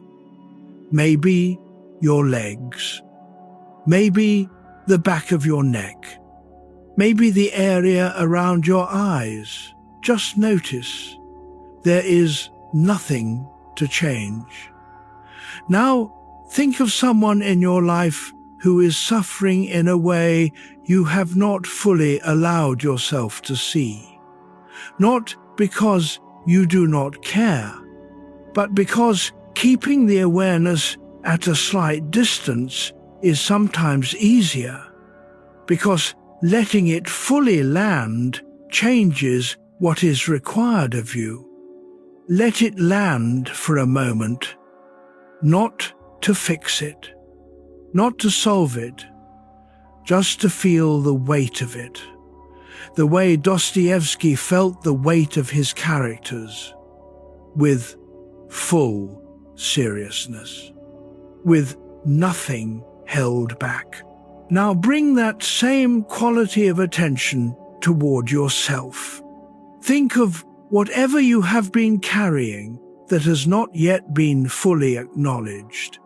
The tiredness that is not only physical, the question that keeps returning because it has not yet been answered in a way that satisfies. The thing you did or did not do, that you have been circling quietly for longer than you would like to admit. And now, without trying to fix any of it, without running it through the analysis one more time, without deciding what it means or what it should require of you, just see it. The way the elder Zosima saw the people who came to him with full attention. Without a verdict, you are carrying what you are carrying. You arrived here through a specific set of experiences that no one else had in exactly your configuration, in exactly your order. You have done what you could within the limits of what you knew and what you had available to you and who you were in the moments that turned out to matter. And you are still here, still breathing, still present enough to sit with these questions in the dark at this hour. That is not a small thing. Dostoevsky believed that the soul, no matter how far it travels into difficulty, retains its capacity for tenderness. He had seen it in the roughest prisoners. He had found it in himself in the darkest periods of his own life. He had written it into being in character after character, even the most broken. The tenderness was always there, waiting for the performance to exhaust itself, waiting for the armor to be set down, even briefly, waiting for the recognition that you are, at the most fundamental level, a person who is trying, who has always been trying, with whatever was available. That recognition is tenderness. And tonight, if you can hold it for even one breath, for even the duration of one slow exhale, that is already the beginning of something. Let your breath be slow. Let the quiet be complete. You do not need to carry into tomorrow everything you have been carrying today. Chapter 30. A quiet descent within. We began tonight with a wound. Not your wound specifically, the wound that Dostoevsky's life and work keeps returning to. The wound that is, in some sense, the condition of being awake enough to suffer, to question, to love, to lose. We sat with the underground man who could not stop watching himself from outside, who was most articulate about the trap he could not escape. We sat with Raskolnikov, who thought his way into a corner he could not think his way out of, and who eventually found that the only exit was through honesty.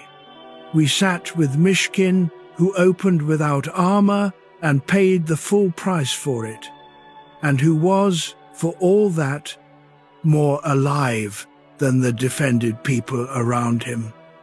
We sat with Ivan, who refused to accept an accounting that would not account for innocent suffering, who was honest about his rebellion in a way that Dostoevsky could not dismiss.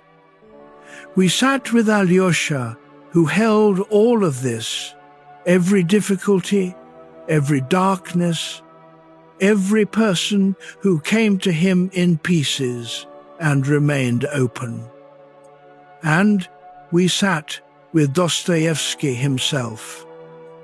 Let your breath be final and easy. Let your eyes be closed or your gaze be soft. The young man who stood in a cold square before a row of rifles and discovered, in the seconds that felt like a much longer time, what he actually wanted. Not escape, more of the ordinary minutes, more of the difficult conversations and the impossible love and the questions without answers and the beauty that arrived without permission in the middle of the worst circumstances. He wanted the whole thing. He got 40. More years of it. Not cleanly, not without cost, not without decades of debt and illness and the particular torment of a mind that could not rest. But 40 years. Anna. Children. The books that came out of everything he had survived. And then, at 60, in January of 1881, he died. A blood vessel had burst in his lung. He had been working on the chapters he would not finish. He called his children to him. He asked Anna to read from the New Testament.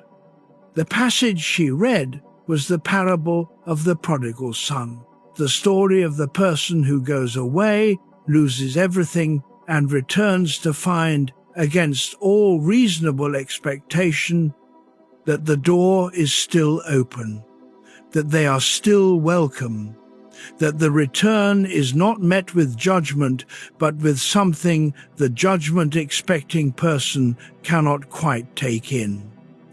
He died that night.